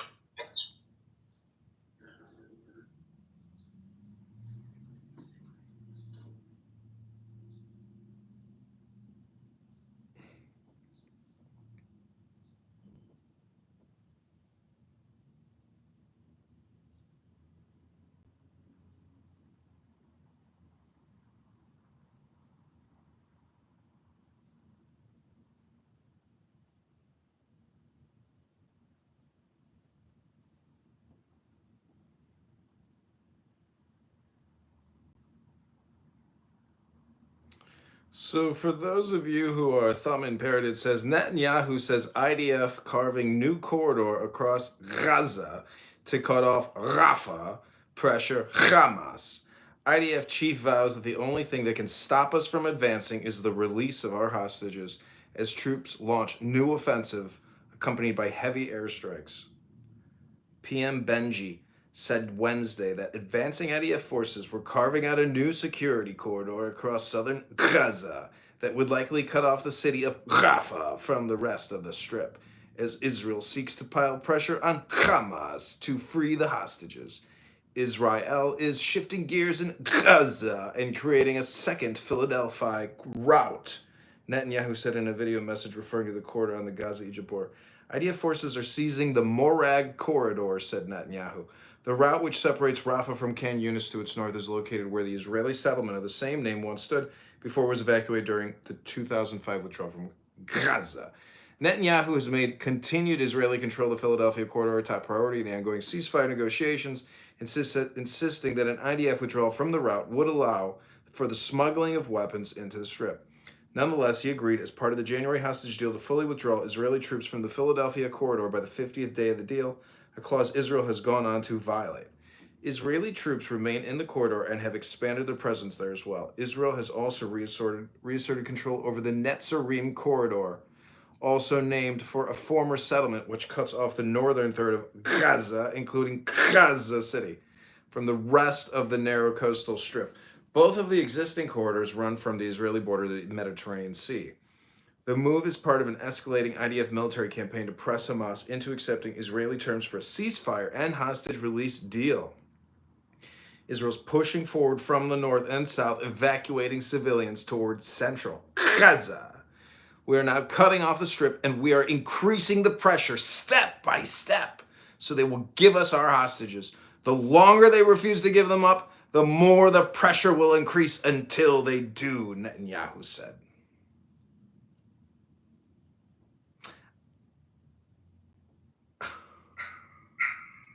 They kicked me. I don't know how long I was going before they kicked me.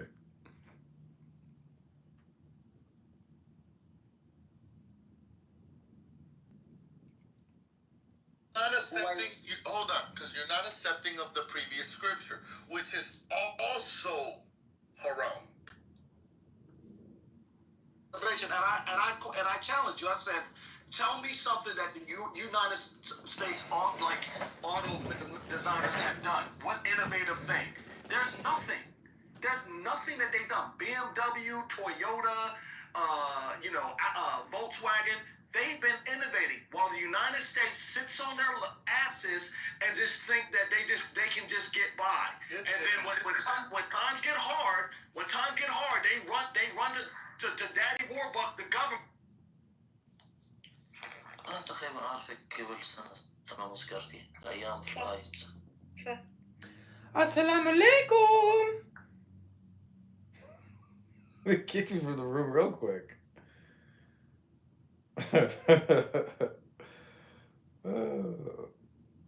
See, this is why I need more burners, because all the good prank rooms. Boy, with my face on it, with the mustache and the cigarette. And I was like, bro, give me your Cash App. I threw him $10, and then I never heard from him again. Why do you keep going up and down the elevator? Yeah.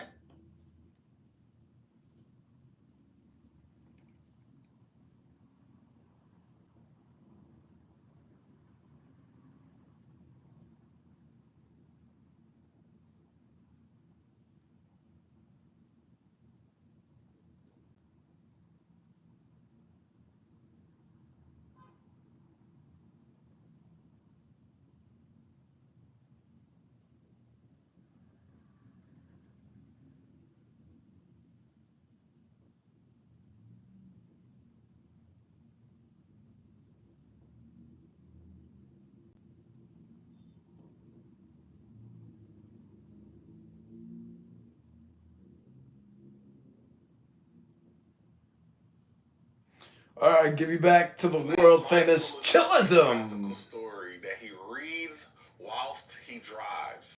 And I understand reading little blurbs here and there, but this nigga says he reads entire books.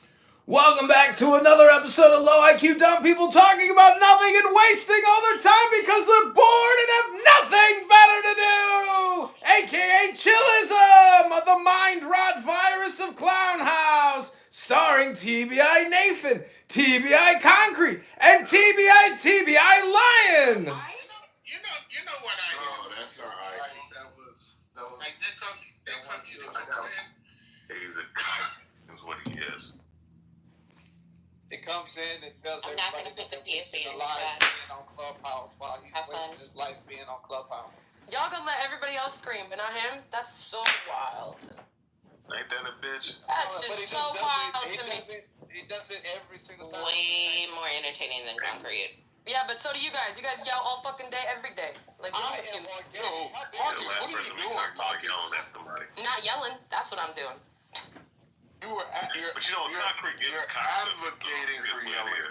Advocating, like accepting. Listen. If you wanna like make fun of whatever you heard, why are you such a crack baby? That's fine, right? But the whole point is you're advocating for the yelling. I didn't know there was an I in advocating. I had no idea. Pockets, I don't want to insult you, Pockets. Just chill out, okay? Concrete. Ankle biting is annoying as shit. Oh my god, You're it's fucking. I don't want to This is what you do all day. This isn't what I do all day. This is what these people do all day. Welcome. I didn't appreciate that last statement, Pockets, because I am original, authentic, and organic. Therefore, nothing is the same with me. Nothing at all. Maybe these other people are the characters in the room, but no, not me. All right, Lion, I get it. The shoe doesn't fit. I got it. Personality. Alright, I just like to express my condolences to all those that did not sell their shares. Now you gonna let a faggot on stage. You know, Dr. Rayabia, you called me the K word. You're a racist and you're a dirty dog, and I've seen the video footage from the bus. I've seen the video footage from the bus of you approaching those young girls. I've seen the video footage of you approaching those young girls on the bus. Talking finance. They love talking finance. Which shares? Go ahead, tell me. How long you have this beef with me? Just tell me. You can check any share. Many times I come in the room and see your ugly She ass said you can face. check any shares? Do you think this is gonna help you get feet pics, you faggot ass nigga? Trump crashed the I market. know that's what you're looking for, you faggot. No game ass having ass faggot. You no game having ass faggot. You no lyrics having ass faggot. You're not gonna get feet pics by doing this. You ain't gonna get no feet pics. Tell what you're doing, you faggot ass nigga. You're never gonna get feet pics being a bitch ass nigga. You fucking That is so weird.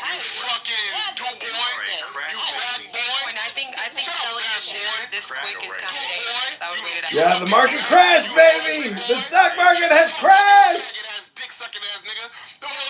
stock market has dumped 5%. Hey, talking like me ain't gonna make you more manly, bitch. Yo, Ray, let's fix this. Let's fix Nah, this faggot want feet pics. King, I have a question for you. I figured it out. Who does this nigga go and run and huddle with whenever they fucking leave? You ever notice that, King? Who this faggot goes and huddles with? We gonna fix this concrete. And now he wanna. Hold on. I have a question for King. I'm so sorry. I have a question for King. King, did you sell your shares today after that 1,000-point drop? Now he wants to or you keep them? protect them and defend them. Right? He wanna use me. Old faggot ass, puss ass nigga, nothing to stand on ass nigga. Two random beats on stage. Stand on your own shit, you faggot bitch ass boy. Weird. Crypto. Never seen that happen. Right, I hear you. Contractor and I'm broke. Yeah, I'm only crypto. Oh, you Gotcha. When you say I'm broke, how much money do you think I got in the bank right now? Concrete, you're a broke. When you say I'm broke, how much money do you think I have in the bank right now? You are broke as a bitch. Cause No, I don't like that, but I will say let's say you're fucking fine. You got enough to buy a tuition. We're gonna fix this, right? What'd you say? We're gonna fix this, right? So, what is? Hey, don't come. Hey, whoever said it, don't come look fix it. I know what the plot is.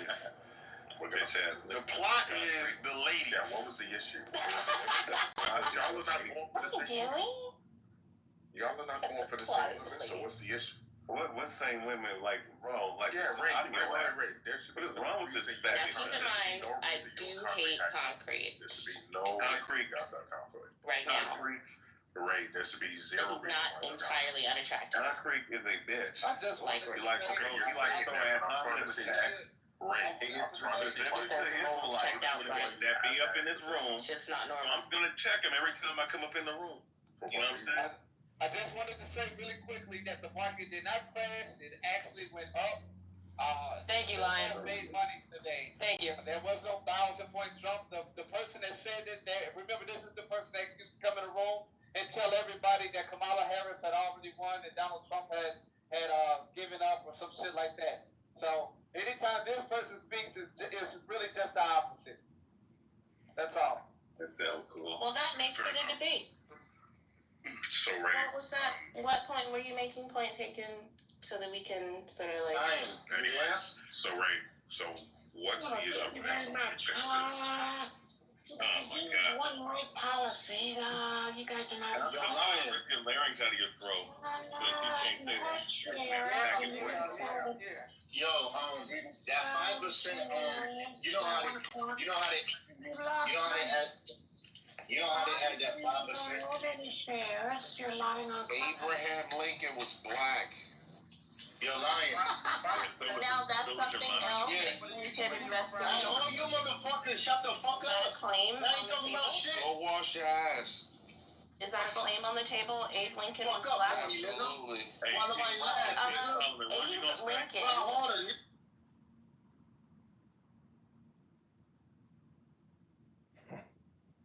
Holy shit.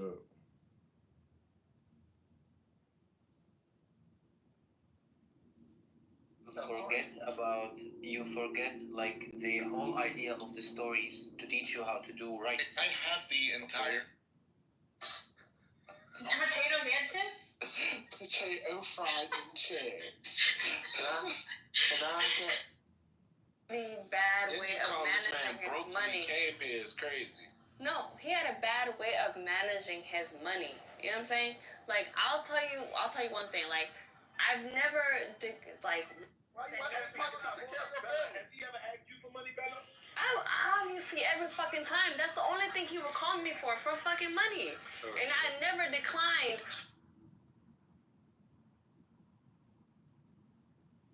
Put the down payment down for that already. Ladies, the title says it all. You gotta get your money up front, baby boo. Don't rely on a man's word. In the future, it don't exist. Get that money up.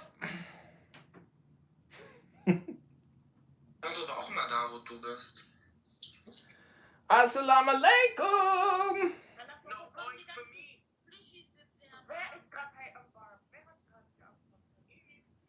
Free Bangladesh. Ich mag dich. for free? Ich habe das gerade gehört. Free Bangladesh. Ey, ich liebe das. Ich liebe das Lied. Ich war gerade auf Laufbahn und habe das gehört. Ich habe das so hart gepumpt. Nein, Junge. Ey, kennst du das Lied, dieses Girls Call like? And have the same respect for you as I would. There's differences. That's what I'm saying. Like But that whole generation is dead. That entire generation is gone. No, but we still live in that construct, don't we? But did I grow up being like a Do you still live in that construct? Do we still live in that construct of oppression and targeted people? I think you do, because you won't get past it. That's why we'll never have unison, right? Because you're not willing to come to the table as a sincere man. You still want to hold your back. You don't understand it. You don't need to stand it, say. Try and get some substance about your daughter. Yeah. Well, you sound like an Irish traveler over here, like a gypsy. You better shut your fucking mouth. Like you're fucking lit. You gotta calm your pants, buddy. This is the song that never ends. Yes, it goes on and on, my friends. Some people started singing it on Clown House, and they never stop singing it forever. They're just ba da da da da da da da.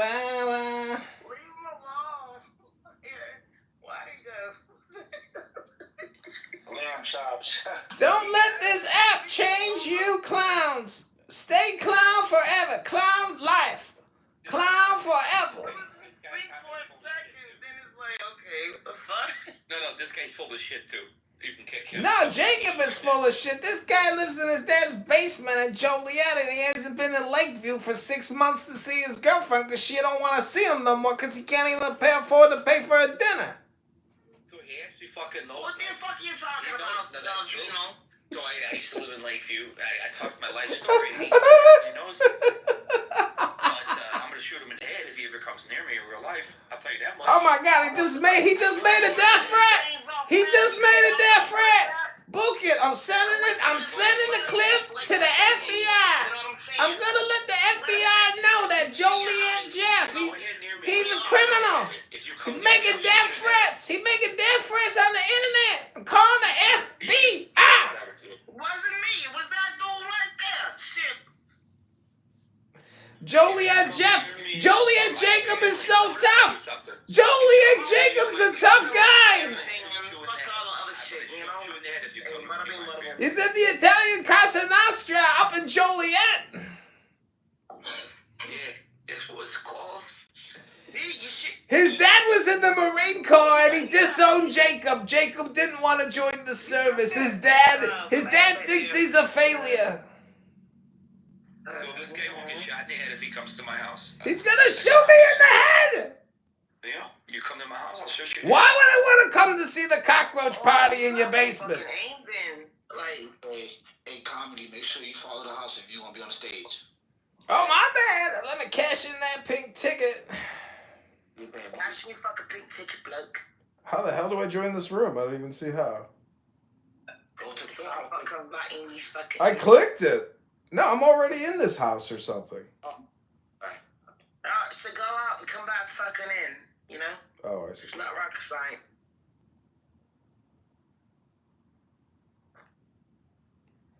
Bada bing, bada boom. You see how do you do that right there? You see? See, I was clicking. I was clicking when I was sticking, and I forgot that I had already talked to Jacob. I don't need no thank yous or anything, but that's how you fucking do it. Alright? I got so distracted with this conversation with Dr. Jacob that I forgot I was clicking around. Nigga, was you clicking around or was you thinking around? Clickety clack, don't go have barbecue at Jacob's house. He might blow your fucking brains out. Just you, because you tell people my address. I tell people your address. No, I don't. He tells people where I live, okay? No, I do not. No, I do not. I have no idea where you live, Jacob. There's only 1 million people that live in Joliet. If you come to my house, I'm not saying. Hey, pass me that coleslaw. Boom! Fucking crib though, like the fuck? I would be mad as hell. So this fucking guy over here thinks she's cute. He looks up my family members. He looks up their phone numbers. He looks up everything about me, where I work, all this fucking stuff. Again, if you want to meet me, come to my house. I'll shoot you in the fucking head. I'm not fucking. Yeah, you know. I'm telling you, Dad, what you're saying on the internet. I'm texting your dad right now, Jacob. I'm texting your dad what you're saying. I'm telling your dad what you're saying on Clown House. You know your dad's not going to like this, Jacob. Why would he fucking tell his fucking dad, dude? My dad's 67 years old. Dad, He doesn't give a fuck. Jacob's dad comes on this app all the time with Jacob. Pops is still active. Pops is not active right now. He might be still active. Your dad isn't going to like this kind of speech, Jacob. This is making death threats on the internet. Come to my house, I'll shoot you in the head. I'm telling your dad what you're going to say. He's not going to appreciate still this. going with the same fucking story you guys talked about before. You guys have switched it up now, or I'm just too fucking high. And Don't let this app change you. Remain a clown. What is the source of all clowns?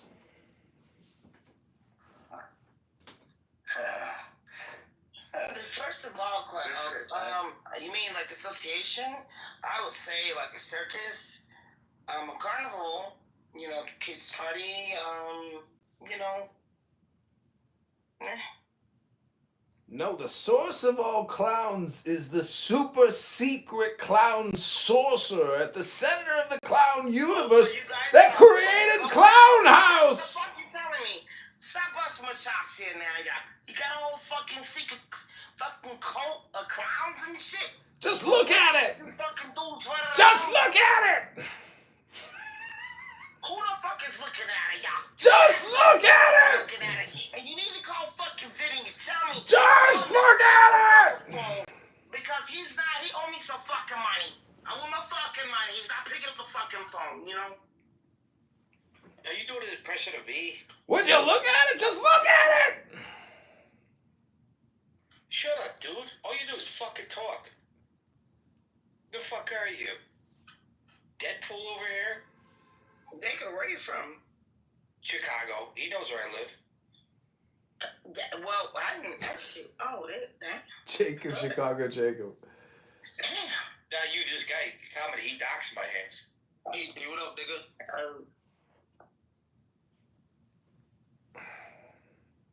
What's good, bro? Make sure you follow the house, gang. Get that pink ticket off. What up, AJ? Am I on the train? How'd it go too? Assalamu alaikum, Habibi, Habibdi, my Muslim brothers and sisters. Hello, how are you all? Guys, honey, do you want to read this out loud that I just posted? It's actually quite funny. أنا عشان قاعد يطعنا يعني؟ لا لا حبيبتي. I just read it. What the fuck? لا لا حبيبتي.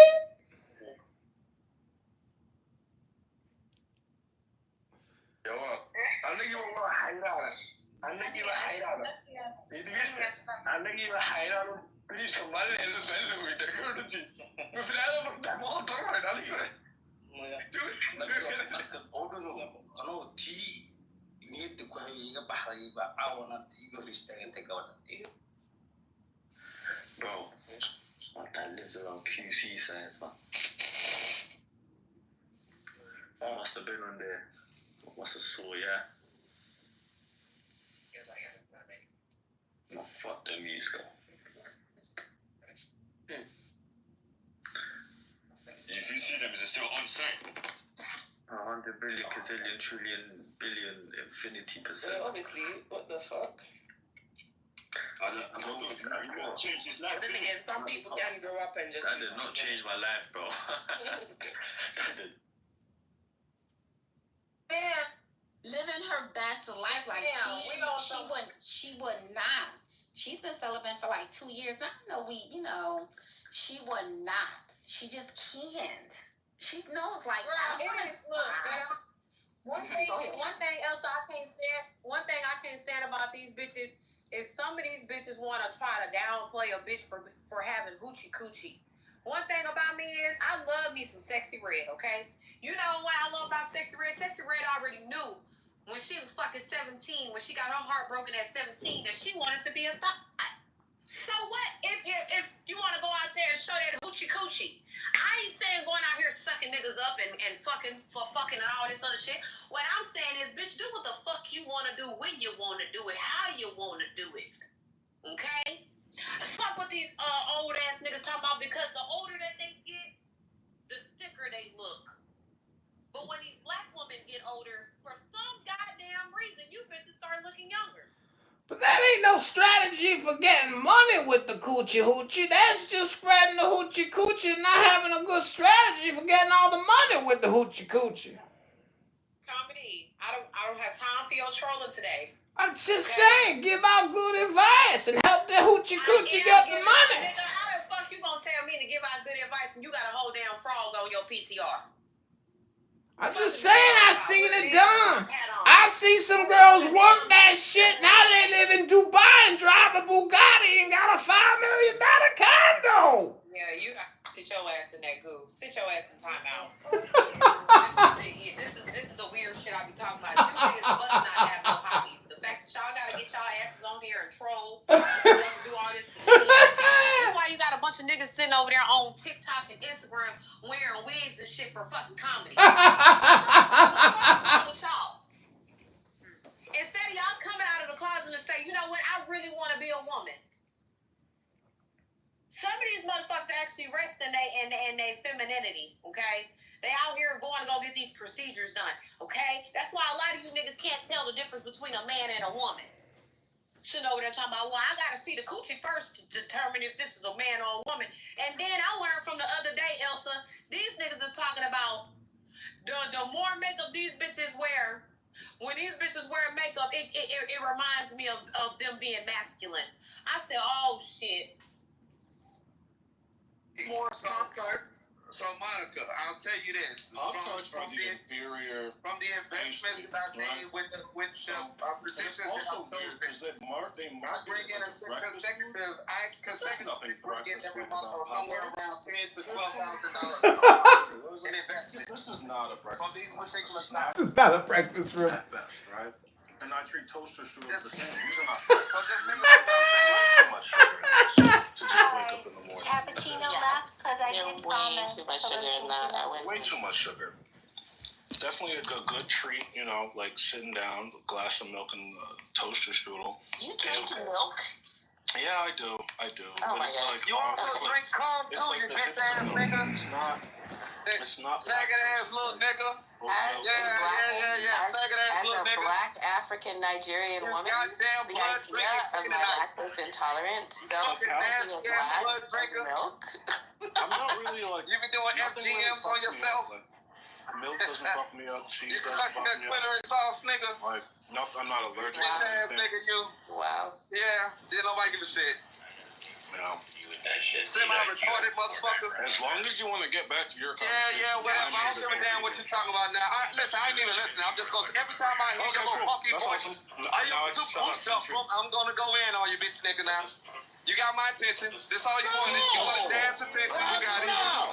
Hey, son, need a damn attention. Need a better name than Crash Out Wednesday. Yeah, that's all it is. And I'm going to give it to you. That's going to help you get across the stage. It's going to entertain everybody. The crash out. It's going to annoy some people.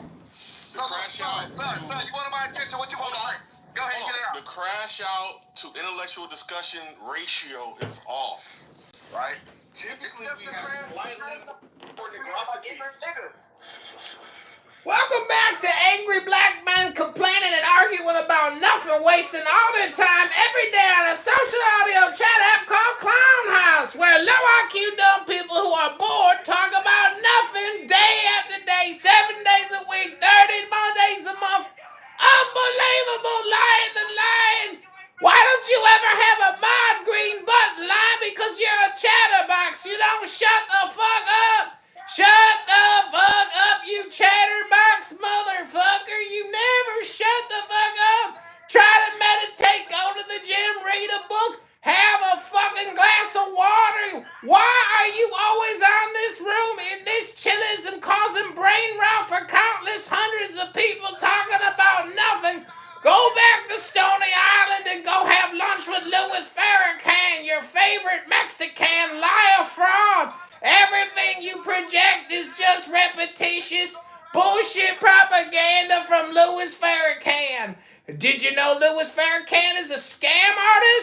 you're a low IQ moron repeating all his bullshit. You are a stupid motherfucking chatterbacks lying the line in the clown house in the Chisholm brain rot room. I am complete. Don't call us. We'll call you. Thank you all very little. I hope I have helped you learn the truth of the earth.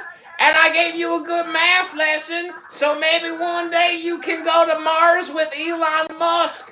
And we're going to pay this debt down real quick because Lion is such a hard worker. Thank you all very little for this opportunity to entertain you. My comedy show is complete. Yeah, I'm right here. Are you familiar with Rick Owens? You mentioned he's not. He don't know shit. Designer? He don't know the damn thing. Designer, yeah. Louis was born in the sick hood. Come on. Somewhere in Mutumba. No, it's unlike Lion. I have the focus to listen to you and respond and completely block it All out. they had was a bowl of So I just looked at his line. in blood. And you can see all the designers. Like I think of Kanye as somebody who wants to be like a Rick Owens. And for some reason, you can tell the differences between like a truly professional, talented person doing art and somebody who's an imitator, like dilettante. You know what I'm saying? Which do you think Kanye is? Nah, he don't really know anything about that. He don't even know nothing about Kanye. You're talking to a dirty You know what's so crazy? First in the fashion. You are talking to a dirty, scruffy African, a black, nasty oil spick on the floor. Nasty, disgusting ass gay fella. He don't know what you're talking about, man. Why are you even talking to him? Why don't you talk to somebody else? The whole point is Kanye, I thought was innovative, and then the homegirl who's like really steeped in fashion, she started telling me how he stole everything from other people. That's not true. Huh? That's not true. I can't defend the claim. You know what I mean? I'm just reporting what the claim is. Your concrete, the fashion See, what world happened is real was dirty, man. everybody was claiming he was stealing their stuff, but in reality, they were stealing from him. Like an old That's the real truth. Concrete. I was wondering if you were going to try to direct, or is it only when I speak? Welcome back to another episode of Motor Mouth Lion, Chatterbox Lion, who's never gonna shut up for the next hour. You're gonna waste all your time talking about nothing, defending Ku Klux Klan, Kanye West, and his black hood in a rundown ghetto in motherfucking where the fuck was Kanye filming that hood-ass podcast? Where was he, Crenshaw? What kind of a fucking apartment was that? This is getting crazy. Somebody need to 5150 that boy and give him some motherfucking, some lithium or something, because Kanye is going to flip the kook. Somebody take your medication, Kanye. It ain't the Jews that's your problem, Kanye. You the problem, Kanye. Kanye is the problem. Kanye, you gotta accept personal responsibility, Kanye. Come on, Lion. Same goes for you, Dr. Lion. Gotta accept personal responsibility for being here 7 days a week, running your mouth, wasting everybody's time like a chatterbox. Yeah, Kanye West stole everything he got, even his name. His mama gave him that shit. So I cannot believe they're letting me just talk over everyone. And I don't know. I think it's because I'm roasting Lion. The foot sock, the sock shoe, or whatever shit. I thought that was him, but I think that other people came up with him. I don't know, bro. Hold up. Yo, I think that sock shoe shit was a Balenciaga. Listen, y'all, one point I'd like to make based on the conversation with Ye in the leather Klan's hood from yesterday. Remember when the guy who made $2 million crying? This is her shtick. PDF collection of his young creatives for Kanye Her voice to really look over? stands out in this room. If Kanye's stealing intellectual property, wouldn't that be convenient that he couldn't build a PDF? Her PTR is of a groundhog that says, from other designers. He was saying, ha ha what ha, are the kids yes. in New York wearing? Give me pictures Learn, of that. burn, grow, repeat. So he wanted like 300 photos. Which is where the inspiration comes from, right? When you talk about Ralph Simmons, you talk about all We're at these other 42 designers, likes right? on YouTube, 10 viewers. This one I think is going to have like maybe 3,000 viewers. Fuck, it's my head. No, he was talking. I think something's fucked up. Is Louis talking again?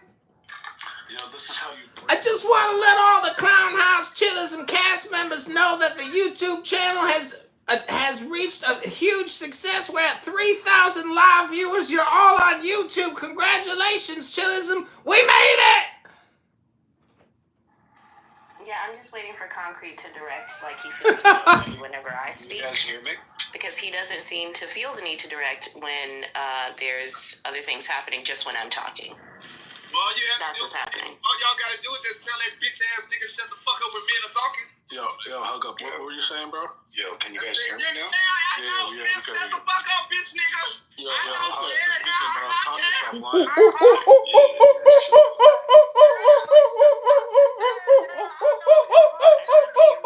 you. Sounds that you are well practiced at. Do you practice in the mirror? This is crazy. Do you twerk in the mirror too? What were you gonna say, hang up? Yeah, so like when artists look at other artists and they can pay homage, it's not necessarily stealing, right? Especially in fashion, because Rick Owens and Ralph Simmons have been doing streetwear, leatherwear, and a lot of these avant-garde pieces since the 70s, 80s. You really can't hear him? Nah, Hey, shut the fuck up, but I already told you now, Louis. Shut up, We'll boy. talk about it when I'm off work. Shut up, boy. I done already told you. You ain't ever gonna be able to speak in this motherfucker again, goddammit. I saw Ralph Simmons as well. Shut your ass up, boy. Jam. Nobody wanna hear shit from you, nigga. Lie, you a bell pepper queen, lie. Stop being a bell pepper queen. Stop it. Yo, but I like. What is going on in Chillism today? Everywhere seems too minimalism. I have finally cracked the code of Chillism. You guys have accepted the fact that you are all degenerates and you are all here wasting your time and you know it. And this is a sick mind rot virus that Nathan and Tyler are all laughing at you now. You got the Bell Pepper Queen and the TBI King wasting your time. That it's Nathan and Knowledge. Tally ain't in it. So concrete. Kanye West. And you can look at some of his interviews where he literally breaks down all the way to the threading of some of his products and how like the inspiration, a lot of it comes from the Old Testament scripture and the way that he puts fabric together and makes certain items. Now, that is not to say that he hasn't collaborated, right? He has collaborated with people. For instance, on this past interview he did with academics, the actual woman he worked with, that is the foundation for the skin product that Kim Kardashian is known for. Kim didn't make that, Kanye did. And Kanye did it with the white woman who was at the very end of that interview. So I'm not saying that Kanye hasn't worked with individuals who make certain, but it's still fuck you. Who's mad? Who's mad? JP, I'm gonna fuck you dry, bitch. Whoa. Big one, bitch. Big one, free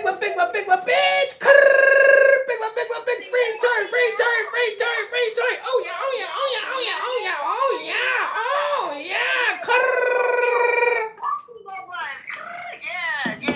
Yeah. Tell him, stream a nigga Tory. Bila. Do that shit again. I love that shit. Do it again for me. Bila, you fucking psychopath bitch. Do it again. I didn't create that. This girl does that on this app, so I imitated her. You know more than me. I got dick. I just posted my picture, man. I just posted a new picture. Y'all can take a screenshot if you want. Go ahead, because I know y'all gonna try to. Who kicked Try? Was that you, DJ Pooh? I'm gonna pack you up. I'm gonna take you to Subway and take a fucking tuna fish sandwich and a big slice of fucking Munster cheese and some motherfucking. Tell. Bro, the why you stick, I don't know why you Hey, where stick you your go fucking. with that though? You was finna say some wild shit. Oh, man. He was finna say, no, him. He said, I'm finna take a wait. Whoa. Yeah, I know, bro. He's a weirdo. That's another imitation of this guy. When he packs you up, he pretends you're a sandwich. His name is DJ Pooh, I think, or DJ. Yeah. Well, it's diabolical though. This is called "Are Black Women Colonized and Black Men Defeated in the 21st Century?" No, you can't do that. Because to them, those women couldn't do that, but they could. So I'm not negating what you're saying. I'm just saying one thing didn't come before the other. A lot of people look at patriarchy as some kind of like, instilled like social doctrine, when really what all it is the natural order of things with the anatomy of man and the anatomy of woman. I can't say that's and the natural order because I don't come from a people where that's the natural order of things. We're matrilineal. No, we're not. You can't say that. Who is what? You don't even know who you're speaking to say no, we're not. I come from matrilineal people. You are whatever your mother is. Does somebody not come from matrilineal people? Does anybody here alive not have a mother? Anybody? You're done. Anybody? No. That's the culture that I come from. Culture. Patrilineal societies, for the most part, came from across the I see what water he's saying. to other places. Even in Africa, there are tribes. So wait, the black community is a matrilineal community? Matrilineal. So I'm not saying it's a one-size-fits-all, but to say it's the natural order of things, you can't say that when you don't. This is called D-Block. Some of these things hold, that's some real shit. So, because energy attracts energy. So it's like, it just depends on like where you at and like where you, like what you studying up on. And So that what's should your be energy? real. Since y'all be fucking with it, what's your energy? What do you mean? What's your energy? I don't understand the question. I mean, I don't understand what they're I'm just saying. saying, like, what's your energy though? Like, I don't know nothing about it. I'm just asking, like, what's your energy? Man, girl, you don't know the truth of the earth, baby. You don't even know math. Density attract energy, baby. Energy don't attract energy.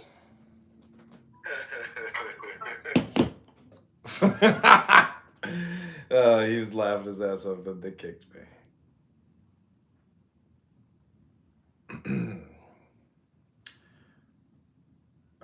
Okay.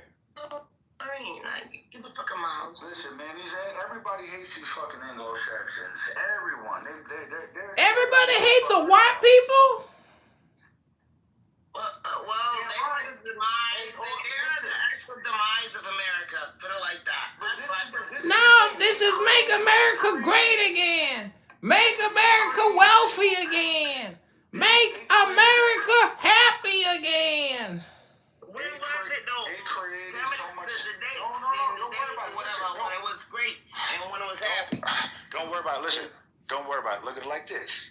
They are smart. They created so much technological advances, all these things. Now when Russia and China fucks them and butt fucks them, we can just rape them for their fucking knowledge. We can rape them for everything they taught us. I'm not worried. People are like, it's in the fucking days. We can rape them for everything they taught us. Goddamn Russians. You fuck with the damn Russians. No, I love them. I love to. I told you, my lawyer. Rape them for everything they taught us. Like, if some shit go down, she gonna take us with her.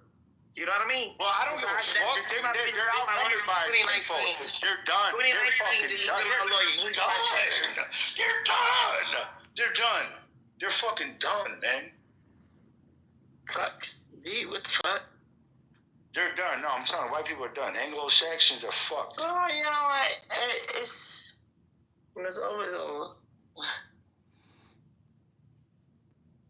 If everybody get on board and everything, get on the same page, then everything will be good. But until then, hey, it is what it is. Fuck them. And I hate to and shit, you know. And I need like this. I don't even talk with them in public. They come into my spaces. I break check them, look at them, looking them up like and down. when I'm interacting with them and stuff. Put fear in their body. Make them look down. You know, walk away, bitch. Walk away. You said what now? You away? I'm just saying that shit I do in real life to these people, man. But I mean, when you gotta interact with them if you're buying something. Welcome back to another room of low IQ dumb people talking about nothing and wasting all their time because they're super bored and super stupid. I'm gonna get the hell off somewhere, man. Hey, listen. He's not a dickhead like the other motherfucker. That other motherfucker is stupid. He's emotional. That's why he brought comedy back in here. Take over. Who's the other motherfucker? He's Agent 004. This Agent 005. I'm telling you, man. What the hell? You know what? I don't see this. That's why I'm Breaking news! The United States of America has announced tariffs on the following countries: Brazil, 10%. Pakistan, 30%. Sri Lanka, 44%. Switzerland, 31%. Cambodia, 50%. South Africa, 30%. United Kingdom, 10%. China, 34%. India, 26%. European Union, 20%. Israel, 17%. Minimum tariff on all imports, 10%. What the fuck wrong with this? Oh shit! What's wrong with you, man? Damn. Yo. Oh, what the fuck wrong with that? I think said 34%. Yes. I knew he was gonna say China, and I don't even know who the fuck that nigga is right now. Hold up, they ain't come out saying this. I still don't know who the fuck it is. You know. These niggas be having some weird ass names. Your daddy loves me. See, it's when they be starting like they change their names, they got booted. I don't like Midwest FBI agents. That's why you know, it's funny. I might, like I said, man. I want to work my way back out east. People are nuts, man. What? No, the other FBI agent that was just in here from the Midwest, he's a dickhead, man. Who, Jacob Joliet? Who you talking about, Jacob Joliet? Yeah, 004. Speak of the devil, the FBI has returned. Hey, y'all remember that shit? No, never mind. I was talking about 007. 007. Hey, Jacob, what's going on, Jacob? I don't know. Was it a Dreamcast or nah? Y'all don't know nobody. Jacob, what's going on, man? Jacob is a fentanyl victim, man. Jacob canceled the summer barbecue party because he made too many death threats to all the guests. Jacob got holes in his brain, man. On that fentanyl. Here we go. Let's dance. A roast of Jacob. How can we save Jacob? Or Jacob doesn't want to be saved? Just call him Israel. Another Pearl Jam song. You remember Jeremy? Yeah, will you be another Pearl Jam song instead of Jeremy? It's going to be Jacob. Jacob's code name is Israel. Please don't. Why do you care about Israel? Why don't you care about the law?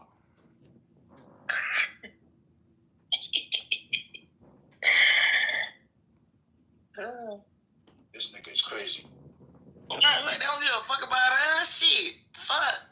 We're live on YouTube and we've got over 3,000 people watching the comedy show live. Thank you all very little. I'll send you a penny in the mail. What the hell is wrong with you? What's wrong with you? We just got another check from Procter & Gamble to sponsor the show for $10,000. Thank you, Procter & Gamble.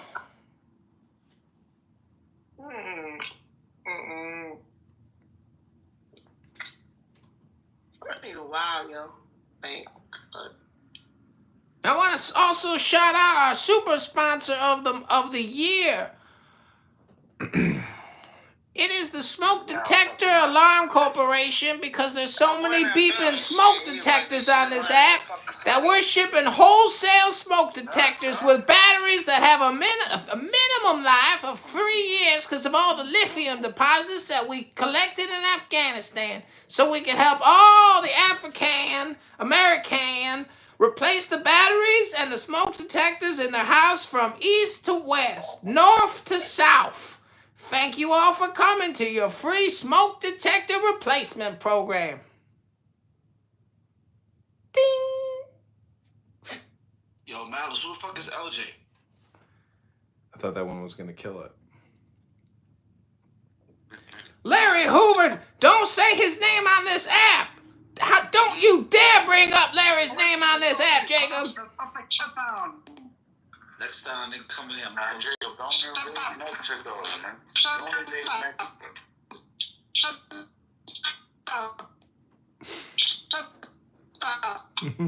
Somebody in the Matrix. Hey, invade St. Louis, nigga. Not Mexico. Okay, who else can we prank? Hey,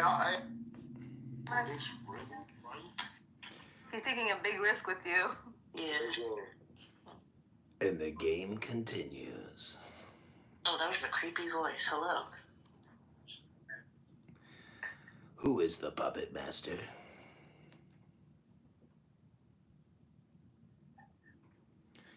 Excuse me, I have a question I want to ask the room.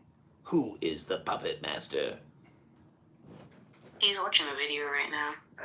I'd be that girl. Is the one out to pump. Who is the puppet master of the puppet master? You remember me? She look like she want to die soon. Who? Meet you, remember me? I remember you, Dr. Lin. How are you? Man, you know I do. Come on, man. Stop playing. You already know. Oh, yeah. How you doing? What's on everybody's mind? I'm trying to steal niggas' daddies and become their stepmom. Oh, shit. You looking to use that hoochie coochie to make a withdrawal from the bank? No, hey. You looking to use that coochie hoochie to make a withdrawal from the bank? Or you gonna take out a credit card? Oh, credit card? Hey, Swiper, no Swiper. Hey, Swiper. This shit right now. You trying to swipe some shit. Hoochie coochie. I see some baby deers eating the snow. It's so cute. Ooh, go feed them some peanuts. Where you at? Hell no. Cause it just snowed. All right, we'll try to prank Chills one more time, then that's the end of the prank show. Suit, a Lord Piana suit, any day of the week. You can get them at thrift stores and then rework it. You know what I bought at a thrift store, which I thought was a steal because of the condition of Brooks Brothers suit. It wasn't that bad. What you think about Brooks Brothers? Older Brooks Brothers stuff is actually really good. I have a couple of Brooks Brothers. Collared shirts.